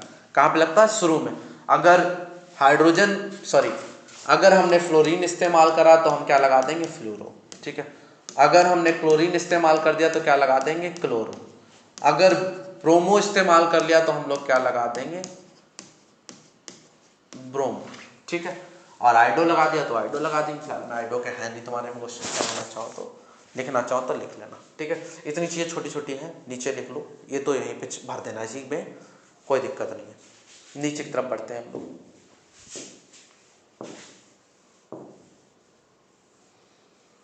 नॉमेनक्लेचर सीख गए, ठीक है। कोई दिक्कत नहीं है इसमें, ऐसे कोई पंगे लेने वाली चीज़ भी नहीं। वो इन्होंने सिखाया हुआ है तुम्हें। क्लोरो में क्या किया इन्होंने? क्लोरोप्रोपेन लगा दिया। ब्रोमो में क्या किया था? ब्रोमोप्रोपेन लगा दिया। अल्कोहल में लास्ट में ऑल लगा दिया, बस देखते जाओ और कुछ भी नहीं है। एल्डिहाइड में लास्ट में एल लगा दिया। 3 सी थे तो क्या बनेगा? प्रॉप। सिंगल बॉन्ड है तीनों सी के बीच में तो एन, और लास्ट में ओ लगा हुआ है, लास्ट में ओ लगेगा तो लास्ट में हमारा क्या लगता है? अलग से एल। अलग से क्या लगता है? एल लगता है, ठीक है। अब बीच में लगा तो कीड़े कहां पे? बीच में, कीटोन, ओन, ठीक है। 3 सी है तो प्रॉप, सिंगल बॉन्ड है तो एन, और बीच में वो लग गया तो बीच में वो लग गया तो ओन, और ओ और OH दोनों लग गए। ओ और OH दोनों लग गए। एल और हमारा एल्डिहाइड, और कौन सा दूसरा ग्रुप लगा हुआ है हमारा? OH वाला, अल्कोहल, ठीक है। कौन सा लगा है? अल्कोहल। अगर दोनों लग गए तो वो क्या बनाएगा? ओइक बनाएगा। क्या बनाएगा? ओइक बनाएगा। 3 सी है तो प्रोपन, ठीक है। सिंगल बॉन्ड तो एन, ठीक है, प्रोप एन, और लास्ट में O और OH लगा हुआ तो क्या हो गया? ओइक हो गया। तो क्या हो गया हमारा? ओइक हो गया। उसके आगे एसिड लिख देना। क्या लिख देना? एसिड लिख देना। डबल बॉन्ड तो प्रोपीन, ट्रिपल बॉन्ड तो सिंपल है हमारा। तो हम बढ़ते हैं आगे की तरफ। Chemical properties of carbon compound. तो chemical properties of carbon compounds में क्या है हमारा कि इसमें केमिकल प्रॉपर्टीज बतानी कंपाउंड जब किसी के साथ रिएक्ट करता है, कार्बन कंपाउंड है अपना, किसी के साथ भी रिएक्ट कर रहा है तो किस किस तरह की प्रॉपर्टीज शो कर रहा है, पहचान लें उसको। जैसे हमारे क्या होता है जब कार्बन ऑक्सीजन के साथ रिएक्ट करता है, बोले कार्बन को जब हम जलाएं, ठीक है, तो क्या होगा, वो कार्बन डाइऑक्साइड बनाएगा। जब भी कार्बन क्या करें, जलाएं हम उसको, तो क्या करेगा, कार्बन डाइऑक्साइड बनाएगा, ठीक है। इसके अलावा अगर क्या है, हम लोग मीथेन को गर्म करते हैं, ठीक है, मीथेन को हीट करते हैं। मीथेन क्या होता है, CH4 हमारा। अगर हम लोग CH4 को जलाएं तो हमारा क्या बनाएगा, वो कार्बन डाइऑक्साइड प्लस वाटर और हीट एंड लाइट। देखो हीट एंड लाइट तो हर केस में ही बनाएगा, ठीक है। फिर उसके बाद आते हैं इथेनॉल। अब देखो इथेनॉल का केस थोड़ा सा इंपॉर्टेंट है, आगे चल के इथेनॉल की प्रॉपर्टीज अलग से पढ़ोगे। अगर इथेनॉल को हम लोग जलाएं इन द प्रेजेंस ऑफ ऑक्सीजन, देखो ऑक्सीजन हर जगह आ रही, क्यों, क्योंकि ऑक्सीजन की प्रेजेंस हर जगह होती है। ऑक्सीजन की प्रेजेंस के बगैर हीट करना पॉसिबल ही नहीं है, तो इसलिए ऑक्सीजन की प्रेजेंस में जब हम उसको जला रहे हैं इथेनॉल को, इथेनॉल मतलब दारू को, अल्कोहल को, तो क्या करेगा, वो कार्बन डाइऑक्साइड और वाटर रिलीज करेगा। इसके अलावा हीट एंड लाइट जो एज यूजुअल हुआ करता था वो ही। अब आगे हमारा बताएंगे कार्बन कंपाउंड जैसे कि कैंफर हो गया, कपूर जानते ही हो, नेफ्थलीन बॉल्स जो हम लोग टॉयलेट्स में यूज करते हैं, अल्कोहल, ठीक है। इन सबको एक एक करके जला के देखो तो तुम उसमें क्या ऑब्जर्व करते हो वो बताना है। हम इसको करेंगे, बाद में प्रैक्टिकल भी करेंगे। नेफ्थलीन बॉल्स को हमने हीट करके देखेंगे, कैंफर को भी, अल्कोहल को भी। ऐसा कोई खास बहुत बड़ा प्रैक्टिकल नहीं, हमारा नॉर्मल सा है। उसके अलावा फ्लेम का नेचर देखना है हर केस में, स्मोक प्रोड्यूस हो रही है या नहीं हो रही है तो किस तरह की हो रही है वो चेक करना है हमको। इसके अलावा अगर हम लोग फ्लेम के ऊपर मेटल फिक्स कर दे, क्या फिक्स कर दे, मेटल डाल दे, तब क्या होता है, क्या वहां पे कोई डिपोजिशन होती है, कोई प्लेट हमने रखी, क्या प्लेट के ऊपर कोई डिपोजिशन आ रही है, कुछ खट्टा हो रहा है, वो चीज बतानी है हमको। इसके अलावा अगर मान लो हम लोग कोई बर्नर जला रहे हैं तो उसमें क्या होता है, हमारा कुछ नहीं, ऐसा कोई खास एक्टिविटी नहीं, बहुत नॉर्मल सी है। अब देखो एक चीज है यहाँ पे अंडरलाइन करने वाली कि सैचुरेटेड हाइड्रोकार्बन्स क्या करते हैं, हमेशा क्लीन फ्लेम देते हैं, और जो हमारे अनसैचुरेटेड हाइड्रोकार्बन कंपाउंड्स होते हैं वो येलो फ्लेम देते हैं। एक बार अच्छे से जरा इसको अंडरलाइन कर लेना। Saturated hydrocarbons will generally give a clean flame while unsaturated hydrocarbons will give a yellow flame with lots of black smoke, ठीक है। इस चीज को मार्क कर लेना, लिख लेना, याद रखना। सैचुरेटेड जो होते हैं वो क्लीन फ्लेम देते हैं, जैसे CNG चैप्टर की स्टार्टिंग में पढ़े थे, और हमारे जो अनसैचुरेटेड कार्बन कंपाउंड्स होते हैं वो क्या करते हैं, येलो फ्लेम देते हैं स्मोक के साथ साथ में, ठीक है। इससे क्या होता है, एक सूटी डिपॉजिट हो जाती है, मतलब गंध टाइप की बात कर लें, स्मोक जो है वो डिपॉजिट हो जाती है प्लेट के ऊपर, जो हम लोग इन केसेस में भी ऑब्जर्व कर रहे थे, ठीक है। बाकी और इसमें ऐसा कुछ भी नहीं है।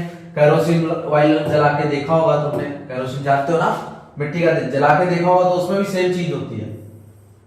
पहले ना गांव में जलते थे केरोसिन ऑयल्स, कैसे घरों में लोग जला के रख लेते थे रात के टाइम में, और वो जब डिब्बी के आसपास देखते तो डिब्बी पूरी खाली हुआ करती थी। इवन जहां तुम जैसे किसी अलमारी के पास या फिर किसी जगह लगा के रख दी, तो रात भर जब वो जलेगी तो पूरा पूरा अलमारी, विंडो, बुक सबका सब गंदा हो जाता था, ठीक है, ब्लैकिश कलर में हो जाता था।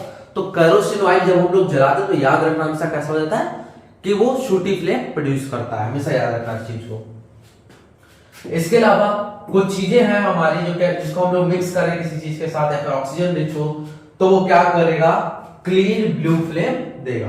अगर तुम ऐसी चीजें ऑब्जर्व करते हो कुकिंग वेसल्स वगैरह में तो याद रखना। अच्छा, अगर कभी तुम्हारे घर में गैस हो और गैस में से क्या हो, व्हाइट फ्लेम जो दिख रहा, सॉरी गैस में से जो फ्लेम दिख रहा हो तुम्हें वो प्रॉपरली ना दिखे, ठीक है, येलो फ्लेम दिखने लगे, तो याद रखना तुम्हारी गैस जो है वो वेस्ट हो रही, होल्स में दिक्कत है, या फिर तुम्हारी गैस कहीं ना कहीं से लीकेज हो रही है।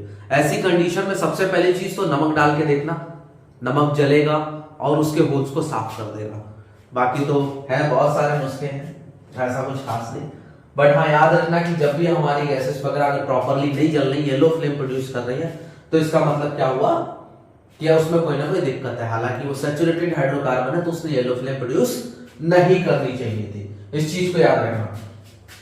वहीं पे हमारे जो कोल और पेट्रोलियम होते हैं वो क्या करते हैं, उनके पास नाइट्रोजन और सल्फर होती है उनके अंदर, ठीक है, उनको जब भी हम लोग जलाएंगे तो क्या करेंगे, सल्फर नाइट्रोजन प्रोड्यूस करेंगे, जो एक बढ़िया तरीके से एसिड रेन में बढ़ावा देते हैं। सल्फर और नाइट्रोजन, पहले शक्तिमान देखा होगा तो पता होगा, एसिड रेन होती थी, है ना। तो सल्फर और नाइट्रोजन जहां पे प्रोड्यूस हो रहा है वो क्या करता है, एक मेजर पॉल्यूटेंट है।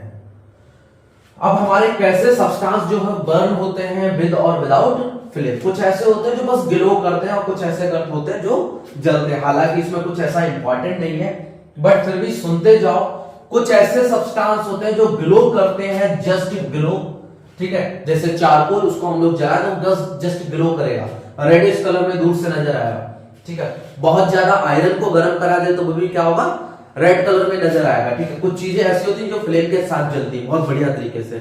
जैसे घर में पेपर जलाओ, कोई भी चीज चलाओ, क्या करती है, फ्लेम के साथ चलती है। तो ये थोड़ा माइनर सा डिफरेंस है।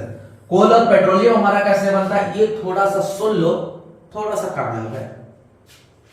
कोल और पेट्रोलियम जो है हमारा, वो क्या करता है, वो बायोमास से बनता है। बायोमास जो हमारा मतलब डेड रिमेन्स है फ्रॉम प्लांट्स एंड एनिमल्स, उससे जाके रेडी होता है जाके, और एक लंबी प्रोसेस है, लंबी प्रोसेस है, it take millions of years. सुनते जाना, बस याद रखना, कोल और पेट्रोलियम जो आज के टाइम पे देख रहे हो वो एक दिन में नहीं बना। धरती की फॉर्मेशन तुम्हें पता होगी कैसे हुई है, कई मिलियन ईयर्स में जाके इसकी फॉर्मेशन हुई थी। और नीचे क्या हुआ, धूल मिट्टी ये इकट्ठी होती चली गई, उसके नीचे क्या था, कोयला ही था, ठीक है, जिसको हम लोग वोल्केनो के नाम से जानते हैं। उसके बाद धीरे धीरे ऑर्गेनिम्स आए, ऑर्गेनिम्स फिर वो जो कुछ मरते चले गए, वो इकट्ठे होते चले गए, डिप हो गए अंदर धरती के अंदर, और उसके बाद उसके ऊपर फिर सॉइल आ गई, वो अंदर जाते गए, प्रेशर आया, बहुत ज्यादा हाई प्रेशर, ठीक है। और जब हाई प्रेशर आया उसके बाद क्या हुआ, volcanic eruptions, earthquakes, high pressure, और उसके बाद क्या हुआ, कुछ बैक्टीरिया ने वहां पे वर्क किया, ठीक है।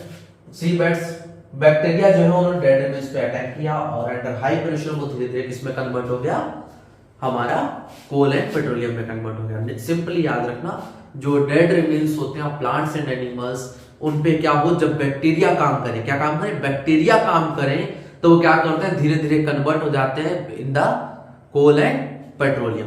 और किसकी प्रेजेंस में, जब हाई प्रेशर टेम्परेचर लगेगा तब, इन मिलियंस ऑफ ईयर्स, ठीक है, कई लाखों सालों में, ऐसे समझना, ठीक है। अब हम लोग क्या करने वाले हैं, यहाँ पे रिएक्शंस पढ़ेंगे कुछ चीजों का। जैसे अगर हम लोग देखते हैं कार्बन कंपाउंड जो है बहुत इजीली ऑक्सीडाइज्ड हो रहे थे। यहाँ पे देखा था हम लोगों ने, ऑक्सीजन से रिएक्ट कर रहे थे ना, ऊपर हमारा ऑक्सीजन इसमें ऐड भी इजीली हो जा रहा था, बहुत जल्दी ऐड हो जा रहा था, कार्बन डाइऑक्साइड बना दे रहा था, देखा था। इसके अलावा हमने देखा कि हमारा ऑक्सीडेशन के बाद ये कभी कभी अल्कोहल में और कभी कभी कार्बोक्सिलिक एसिड्स में भी कन्वर्ट हो रहा था, ठीक है। सबसे पहले देखते हैं हमारा इथेनॉल, CH3CH2OH, इसको हम बोल सकते हैं C2H5OH।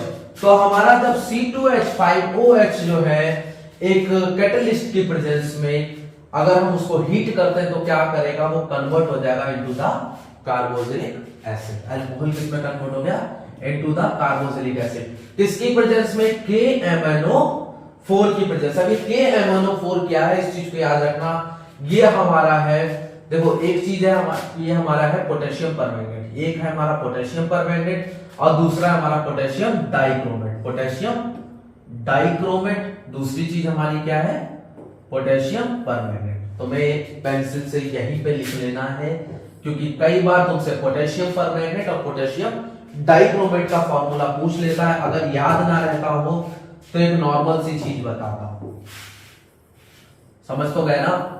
ये वाली लाइन थी हमारी, एक ये वाली, एक इधर वाली, इससे आपको मार्क करना है इसको और इससे मार्क करना है इसको। अब देखो तुम्हें याद होने के थोड़े कुछ चांसेस। डाइक्रोमेट जहां पे हो, क्या हो, डाइक्रोमेट, तो डाइक्रोमेट में क्या हो, Cr ट्वाइस हो, Cr ट्वाइस हो। पोटेशियम किसके लिए स्टैंड करेगा, K के लिए, Cr क्रोमेट के लिए, ठीक है।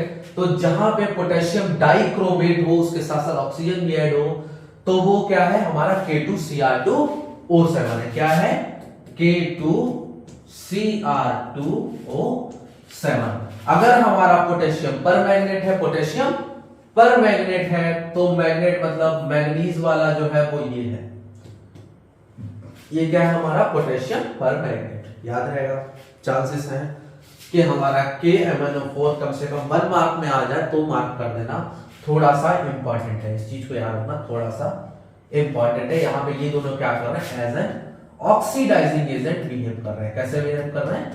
As an oxidizing agent. देखो इन्होंने क्या किया, अल्कोहल में एक O और मिला दिया, अल्कोहल में एक O और मिला दिया, इस वजह से क्या हो रहा है, ये ऑक्सीडाइजिंग एजेंट का काम कर रहा है। और अल्कोहल हमारा किसमें कन्वर्ट हो जा रहा है? Carboxylic acid. किसमें कन्वर्ट हो जा रहा है? Carboxylic acid.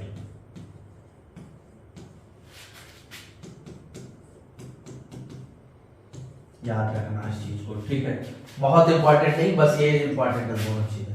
नीचे चलते हैं हम लोग, हमारा एडिशन रिएक्शन। एडिशन रिएक्शन में क्या होता है कि हम लोग एक काम करते हैं, जो हमारे डबल बॉन्डेड स्ट्रक्चर्स हैं, डबल बॉन्डेड मतलब जो अनसैचुरेटेड कंपाउंड है, उनको कन्वर्ट करते हैं इनटू द सैचुरेटेड कंपाउंड। जो हमारे अनसैचुरेटेड हाइड्रोकार्बन्स हैं, अनसैचुरेटेड हाइड्रोकार्बन्स हैं, उनको हम क्या करते हैं, हाइड्रोजन ऐड करवाते हैं in the presence of some catalyst like nickel और पैलेडियम। निकल और पैलेडियम की प्रेजेंस हम लोग क्या करते हैं, इनको सैचुरेटेड हाइड्रोकार्बन्स में कन्वर्ट करवाते हैं, और वो हमारे क्या करते हैं, एक रिएक्शन शो करते हैं जो कि कुछ इस प्रकार है, ठीक है?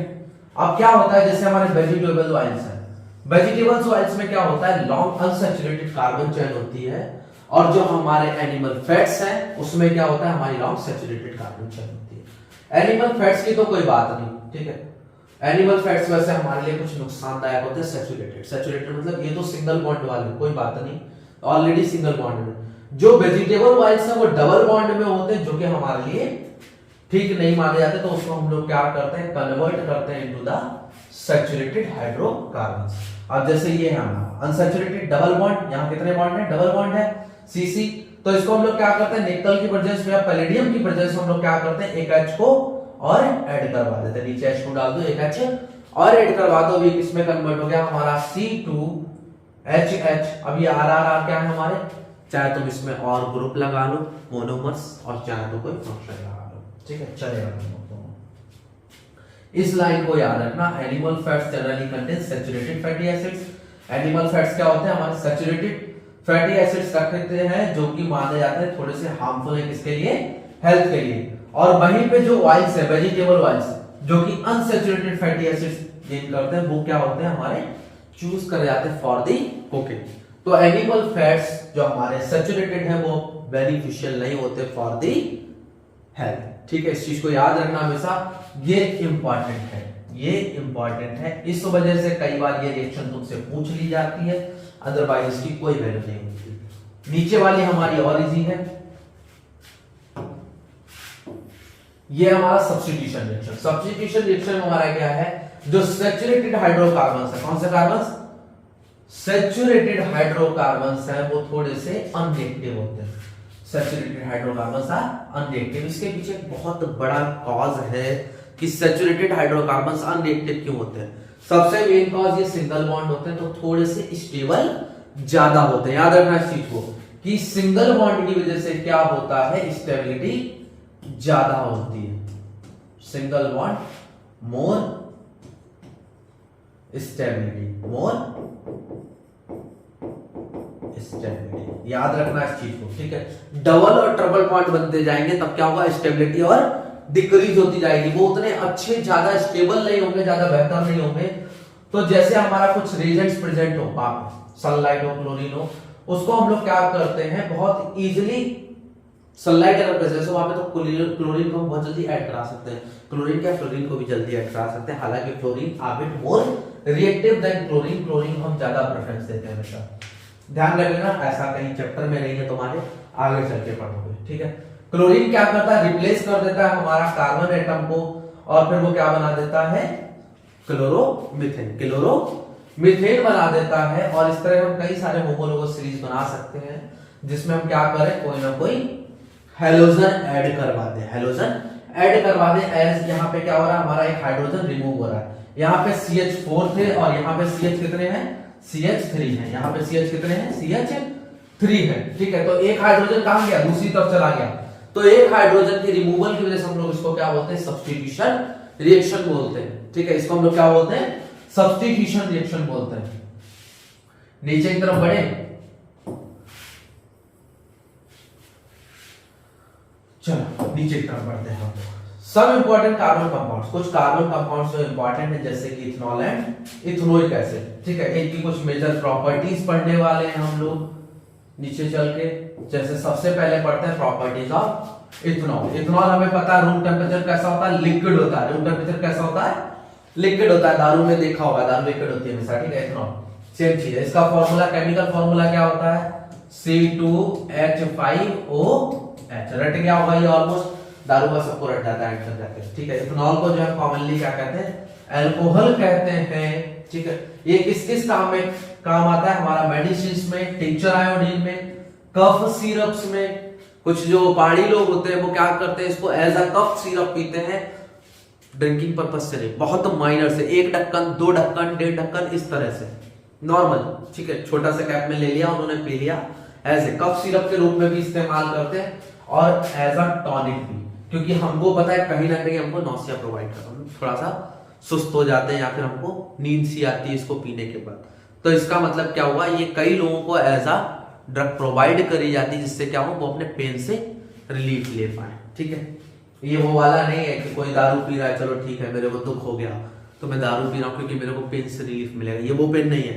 सर्जिकल टाइम में, ठीक है, सफाई करते समय एंटीसेप्टिक के रूप में उस समय दी जाती है, पीने के लिए नहीं। ये हम लोग कई और तरीकों से इस्तेमाल करते हैं जिसमें इथेनॉल की प्रेजेंस होती है हर जगह। इथेनॉल में कंप्लीट इथेनॉल भी एज अ एंटीसेप्टिक इस्तेमाल नहीं करते हम लोग, इस चीज को याद रखना। बट एथेनॉल या फिर बोले अल्कोहल एक बेस्ट एंटीसेप्टिक है। अगर किसी की चोट लग जाए, दारू रखी हो, हल्की सी लगा तो बहुत है, डिटोल से बेहतर काम करती है, ध्यान रखना इस चीज का। देखो अगर थोड़ा भी हम लोग इथेनॉल का कंजप्शन करते हैं तो उसमें हम ड्रंकनेस की कंडीशन में पहुंच सकते हैं, मतलब शराबी की कंडीशन में पहुंच सकते हैं, बोल सकते हैं इस चीज को हम लोग, ठीक है।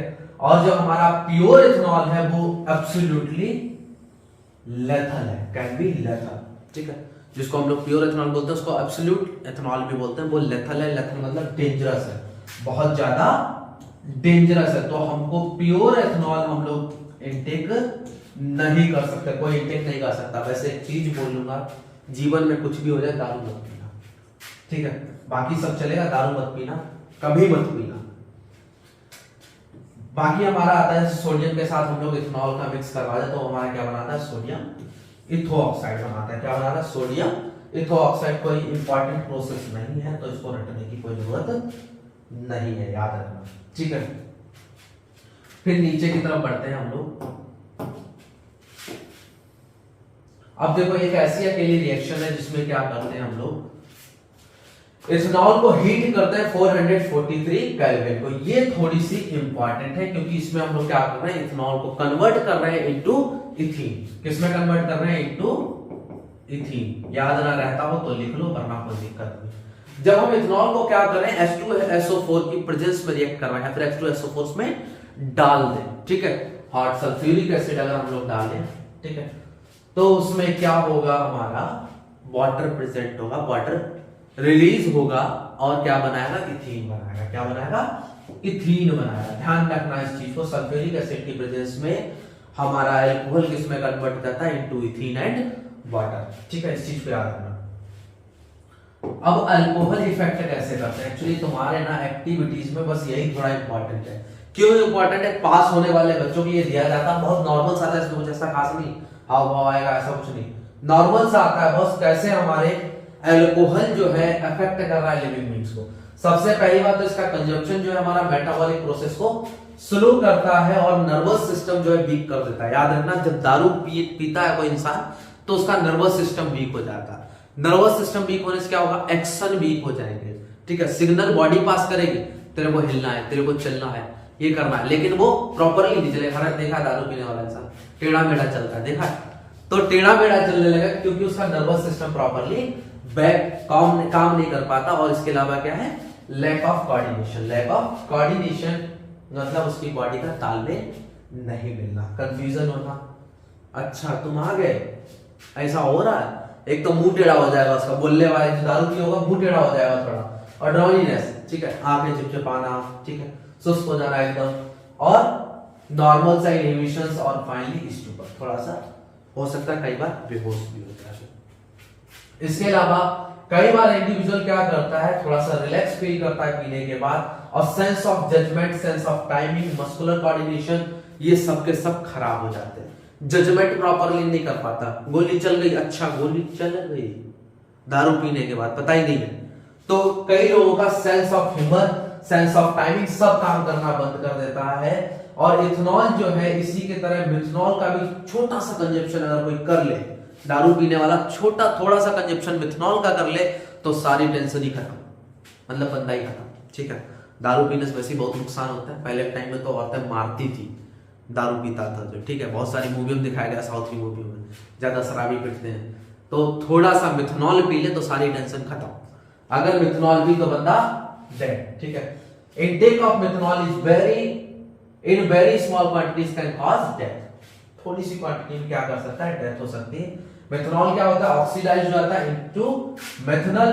ये थोड़ा सा इंपॉर्टेंट है, याद रखना कि मेथनॉल से डेथ कैसे हो सकती है, मेथनॉल से सॉरी।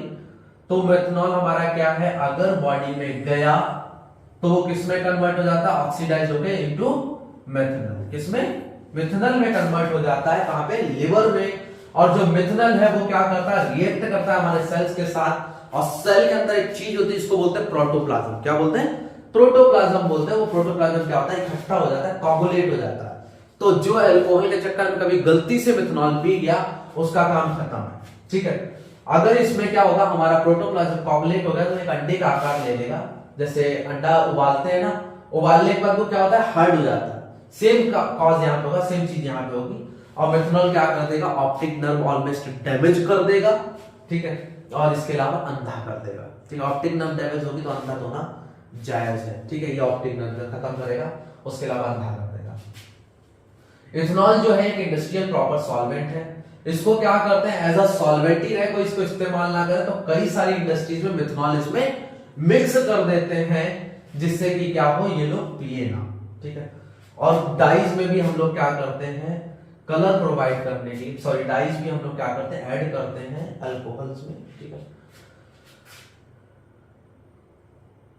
ठीक है, ताकि हमारा अल्कोहल कैसा दिखने लगे, ब्लू दिखने लगे, और जिससे हम उसको इजीली आइडेंटिफाई कर लें। और ऐसे हम लोग इथेनॉल को क्या बोलते हैं, डीनेचर्ड अल्कोहल बोलते हैं। क्या बोलते हैं, डीनेचर्ड अल्कोहल बोलते हैं। इस चीज को याद रखना, नॉर्मल सा है, सिंपल सा था, कुछ लाइंस हमारी अंडरलाइन करने वाली थी, सिंपल था। अल्कोहल कई जगह फ्यूल की तरह भी इस्तेमाल कराया जाता है। जैसे शुगर के प्लांट्स होते हैं, वो बहुत सारी सनलाइट एनर्जी कंज्यूम करते हैं। जब वो शुगर के लिए हमारा क्या होगा, लंबे समय के लिए पड़ा रहेगा, फर्मेंटेड होगा, ठीक है, तो वो किस में कन्वर्ट होता है, अल्कोहल में कन्वर्ट होता है। और एक बहुत क्लीनर फ्यूल है, तुम्हें ग्लास में अल्कोहल पड़ा हो, जाके सीधे एक तीली डाल दो, बहुत तुरंत जल पड़ेगा। ठीक है, properties of ethanoic acid. Ethanoic acid को देखते हैं हम। इथेनोइक एसिड को कॉमनली एसिटिक एसिड के नाम से भी जानते हैं। किसके नाम से, एसिटिक एसिड के नाम से भी जानते हैं। और जो भी इस ग्रुप से बिलोंग करते हैं उसमें क्या होता है, कार्बोक्सिलिक एसिड का इस्तेमाल होता है। इथेनोइक एसिड, इसमें C2 लगे होंगे। ठीक है, H कितने लगे होंगे, C2 लगा है, और एक तरफ OOH लगा है। इथ हो गया। ठीक है, और हमारा क्या लगा होगा, H लगा होगा, कितने लगे होंगे इसमें, 3 लगे होंगे, और OOH, C2H3OOH, इसको हम लोग बोलते हैं इथेनोइक एसिड। ठीक है, इस चीज को याद रखना, जो हमारा 5 to 8% इथेनोइक एसिड सॉल्यूशन रहता है एसिटिक एसिड का, उसको हम लोग विनेगर बोलते हैं। जिसमें हमारा इथेनोइक एसिड प्रेजेंट है, उसको हम लोग क्या बोलेंगे, विनेगर बोलेंगे। विनेगर जाना, सिरका खाते हो, प्याज खाया होगा तुमने कभी, प्याज जिसको लाल कलर का हो जाता है, वो हमारा क्या, विनेगर है। ठीक है, कभी होटल में जाओगे तो वहां प्याज मिलेगा तुमको। प्याज कैसे कलर का मिलेगा, रेड कलर का मिलेगा। क्यों, क्योंकि उसमें विनेगर का इस्तेमाल होता है। विनेगर क्यों, विनेगर जब डालते हैं तो उसका टेस्ट थोड़ा सा बदल जाता है। हालांकि विनेगर खाना चाहिए हमको। अगर तुम्हारी पाचन क्रिया खराब है तो विनेगर को लो, बहुत बेटर हो जाती है। जो मेल्टिंग पॉइंट होता है हमारा प्योर इथेनोइक एसिड का, वो कितना होता है, 290 केल्विन। और इसको हम लोग इसलिए फ्रीज भी कर सकते हैं, कहां पे, विंटर के टाइम में। आराम से उसको रख लो बढ़िया से, कोई दिक्कत नहीं। जितना पुराना विनेगर उतना ही बेहतर। जो इस तरह के ऑर्गेनिक कंपाउंड्स होते हैं उनको हम लोग क्या बोलते हैं, कार्बोक्सिलिक एसिड्स बोलते हैं। ठीक है, और बहुत सारे मिनरल एसिड्स जैसे कि HCl वगैरह भी यहीं से आयनाइज किए जाते हैं। कुछ ऐसा खास नहीं, इधर सब नॉर्मल सा है, इधर भी बेकार, कोई दिक्कत नहीं इसमें। फिर रिएक्शन ऑफ इथेनोइक एसिड की बात करते हैं नीचे, जो हमारा स्टेरिफिकेशन प्रोसेस है वो थोड़ा सा इंपॉर्टेंट है, ध्यान रखना इस चीज को। स्टेरिफिकेशन प्रोसेस थोड़ा सा इंपॉर्टेंट है। इसमें क्या होता है, हम लोग ईस्टर्स का यूज करते हैं कहां पे, मोस्टली एसिड्स में, ठीक है। जब भी हम लोग एसिड्स का रिएक्ट करवाते हैं या फिर अल्कोहल का रिएक्ट करवाते हैं, हम लोग ईस्टर्स का इस्तेमाल करते हैं। और वहीं पे क्या है, जैसे हमारा ईस्टर्स जो होते कैसे, स्वीट स्मेलिंग होते हैं। कैसे होते हैं ईस्टर्स हमारे, स्वीट स्मेलिंग सब्सटेंस होते हैं, और इसको हम लोग परफ्यूम वगैरह बनाने में इस्तेमाल करते हैं। परफ्यूम सूंघते हो ना, डालते हो, तो परफ्यूम में किस चीज का इस्तेमाल होता है, ईस्टर्स का इस्तेमाल होता है। इस चीज को याद रखना, 12th क्लास में तुम्हारे आएगा, इसीलिए 10th क्लास में सबसे ज्यादा इंपॉर्टेंट है, ठीक है।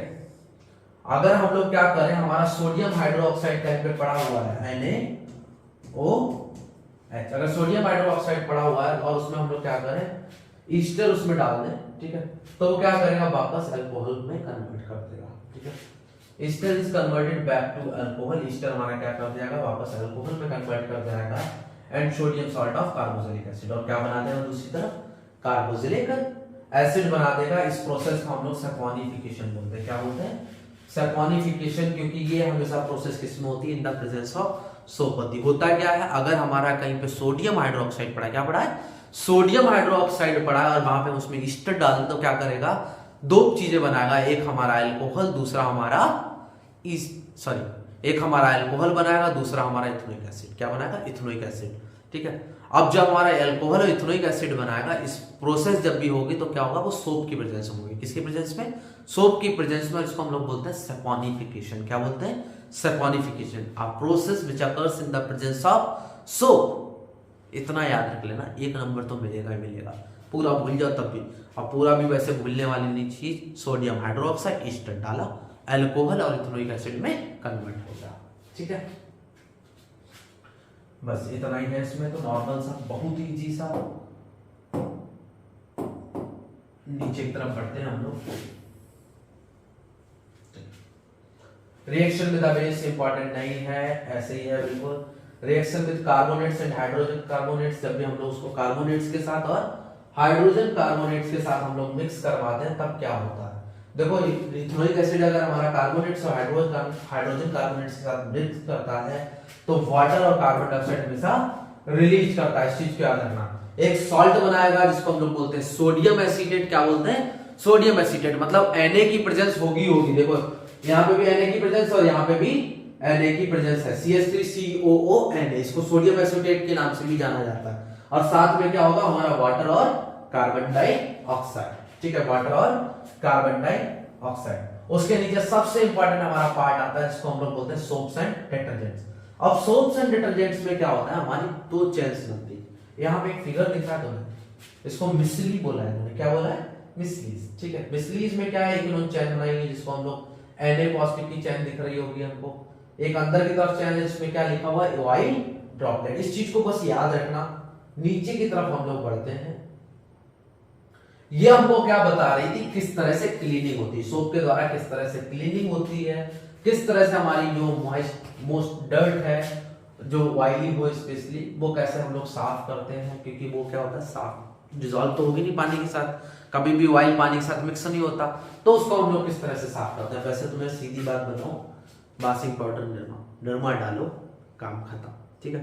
निरमा डालने से सफाई बहुत आसानी से हो जाती है। सोप्स के पीछे ना भागो, सोप्स का कोई फायदा नहीं। अभी यहाँ पढ़ोगे और चीजें सीखोगे। हालांकि सोप्स जो है कुछ चीजों में फायदेमंद है। अगर ये बर्बाद पीढ़ी के लिए कुछ बचाना चाहते हो, आने वाली पीढ़ी के लिए, तो सोप्स का इस्तेमाल करो, वरना निरमा ही सही है, ठीक। अब यहाँ पे देख लो, जो हमारे सोडियम और पोटेशियम सॉल्ट की चेन होती है, इसमें लॉन्ग चेन, एक तरफ क्या होगा, हमारा हाइड्रोफोबिक चेन होती है, दूसरी तरफ हाइड्रोफिलिक चेन होती है। एक्चुअली ऐसा होता है हमारे सोप्स में, जब उसको खोले तो उसमें दो तरह की चेन्स बनती है। एक तरफ क्या होता है, कार्बन कंटेंट प्रेजेंट होता है, एक तरफ क्या होता है, कार्बन कंटेंट प्रेजेंट होता है, दूसरी तरफ हमारे क्या प्रेजेंट होगा, सोडियम चेन प्रेजेंट होगी, जिसको हम लोग आयंस बोलते हैं। क्या बोलते हैं, आयंस बोलते हैं। इस चीज को याद रखना, ठीक है। कुछ चीजें हैं यहाँ पे अंडरलाइन करने वाली, जिससे तुम्हारे पेपर टाइम में काम है, उनको अंडरलाइन कर लो फटाक से। जो हमारा सोप मॉलिक्यूल्स होते हैं वो क्या करते हैं, एक स्ट्रक्चर बनाते हैं जिसको बोलते हैं मिसलीस, ठीक है, कई बार डेफिनेशन पूछी गई है। दूसरी चीज इसमें क्या होता है, हमारा one and towards the oil droplet, और जो आयनिक एंड है वो किधर करता है, बाहर की तरफ काम करता है, किसकी तरफ, बाहर की तरफ, और इससे एक इमल्सन बनता है, इमल्सन मतलब झाग टाइप का एक इमल्सन बनता है, किसमें, पानी के अंदर, ठीक है। जो हमारा सोप मिसली होता है इस तरह से क्या करता है, डर्ट निकालने में हेल्पफुल रहता है, कि हमारा जो सोडियम या फिर चार्ज वाला एरिया है, आयंस वाला एरिया, वो बाहर की तरफ चला गया, और हमारा जो दूसरा पोर्शन है वो किस तरफ चला गया, ऑयल की तरफ चला गया, ठीक है। अब क्या होगा, ये दो चीजें बनाता है, देखो हमारा एक हाइड्रोफिलिक जो क्या करता है, वाटर के साथ रिएक्ट करता है, हाइड्रोफिलिक, देखो हाइड्रोफिलिक का एक मीनिंग होता है, हाइड्रो का मतलब होता है वाटर, हाइड्रो का मतलब क्या होता है, वाटर, और फिलिक का मतलब होता है लवर, फिलिक का मतलब क्या होता है, लवर। दूसरा होता है हमारा हाइड्रोफोबिक, ये क्या करती है, हमारी हाइड्रोकार्बन से बनी होती है, हाइड्रोफोबिक किससे बनी होती है, हाइड्रोकार्बन से, मतलब इधर कार्बन चेन होगी पूरी लंबी chain, a long chain of hydrocarbons. Hydrophobic का मतलब क्या होता है, हाइड्रो का मतलब अगेन वाटर, पानी, और फोबिक का मतलब होता है बेटे डरना, फोबिक का मतलब क्या होता है, डरना, मतलब फियर, ठीक है। तो हाइड्रोफोबिक चेन किसकी बनी होती है, हाइड्रोकार्बन्स की। तो हाइड्रोकार्बन वाली चेन हमारी किस तरफ रहती है, हमेशा ऑयल की तरफ रहती है, और हमारी दूसरी चेन जो हाइड्रोफिलिक चेन है वो किस तरफ रहती है, बाहर की तरफ रहती है। और जब ये स्ट्रक्चर बनता है, ठीक है, किसका, हाइड्रोफोबिक और हाइड्रोफिलिक का, तो हमारा क्या बनाता है, एट लास्ट जाके एक मिसली बनाता है, एक स्ट्रक्चर बनाते हैं, इसको हम लोग क्या बोलते हैं, मिसली बोलते हैं, क्या बोलते हैं, मिसली बोलते हैं। The hydrophobic of tail of soap will not be soluble in water, and the soap will align along the surface of water with the vertex end in the water, and the hydrocarbon tail protruding out of water. जो हमारा hydrophobic chain होगी वो कहाँ जाएगी, पानी के बाहर की तरफ जाएगी, और जो हमारी हाइड्रोफिलिक चेन होगी वो कहाँ की तरफ जाएगी, पानी के अंदर की तरफ जाएगी, ठीक है। एक चीज हमारी किस तरफ पहुंच गई, ऑयल की तरफ, और दूसरी चीज पानी की तरफ, ठीक है। और इसने क्या कर दिया, मिसली बना दिया। वो समझ आया होगा। सबसे इंपॉर्टेंट अगर ये पल्ले पड़ गया ना तो समझो तुम्हारे लिए चैप्टर बहुत इजी था, चैप्टर बहुत इजी था। हाइड्रोकार्बन्स हाइड्रोफोबिक में होते हैं, हाइड्रोफिलिक में चार्ज आयंस होते हैं। कौन से होते हैं, चार्ज आयंस। ये वाटर की तरफ और ये ऑयल की तरफ, या फिर बोले वाटर से अवे हमेशा, वाटर से अवे हमेशा, ठीक है।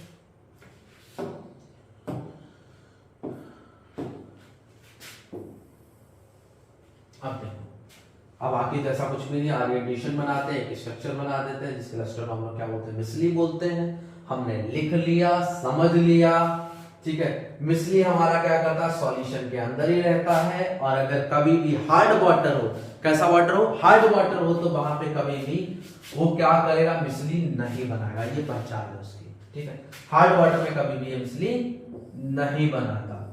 और मिसली की खास बात और होती है, इसमें कभी लाइट डालो ना तो वो क्या करती है, चमकती है, ठीक है। कलर को स्कैटर करती है, जो रिफ्रैक्शन ऑफ लाइट में पड़े थे। छोटे पे तो तुमने निकाला ही होगा बाथरूम में शैम्पू, ये गए इधर साथ से किया, वो साथ से किया, फिर खींच के मारा, फिर यूं निकाला, फिर ऐसे खींच के मारा, ठीक है। करते हैं ना, तो वो क्या करते हैं, मिसली तो है, बना रहे हैं हम लोग लगातार, फोम बना रहे हैं, स्कम बना रहे हैं, उसको फिर निकाल के यूं, ठीक है। ये बहुत चलता है। पहले क्लिनिक प्लस आता था 98 का, उसमें क्या कर रहे हैं, बार बार लगा रहे हैं, 4 बार लगाया, 5 बार, थोड़ा थोड़ा सा, फिर झाग बना, फिर निकाल के फेंक के मारे। ये क्या है, हमारे अगेन मिसली है, ठीक है। इतना समझ गए। अब एक चीज क्या देखना, अगर हमारा हार्ड वाटर है, हार्ड वाटर कौन सा वाटर होता है, जिसमें हमारा कैल्शियम या मैग्नीशियम प्रेजेंस हो, उसको हम लोग क्या बोलते हैं, हार्ड वाटर बोलते हैं। जिसमें कैल्शियम या मैग्नीशियम प्रेजेंट हो, मैग्नीशियम सॉल्ट्स प्रेजेंट हो, वो क्या होते हैं, हार्ड वाटर होते हैं। हार्ड वाटर में कभी भी हमारा सोप काम नहीं करता।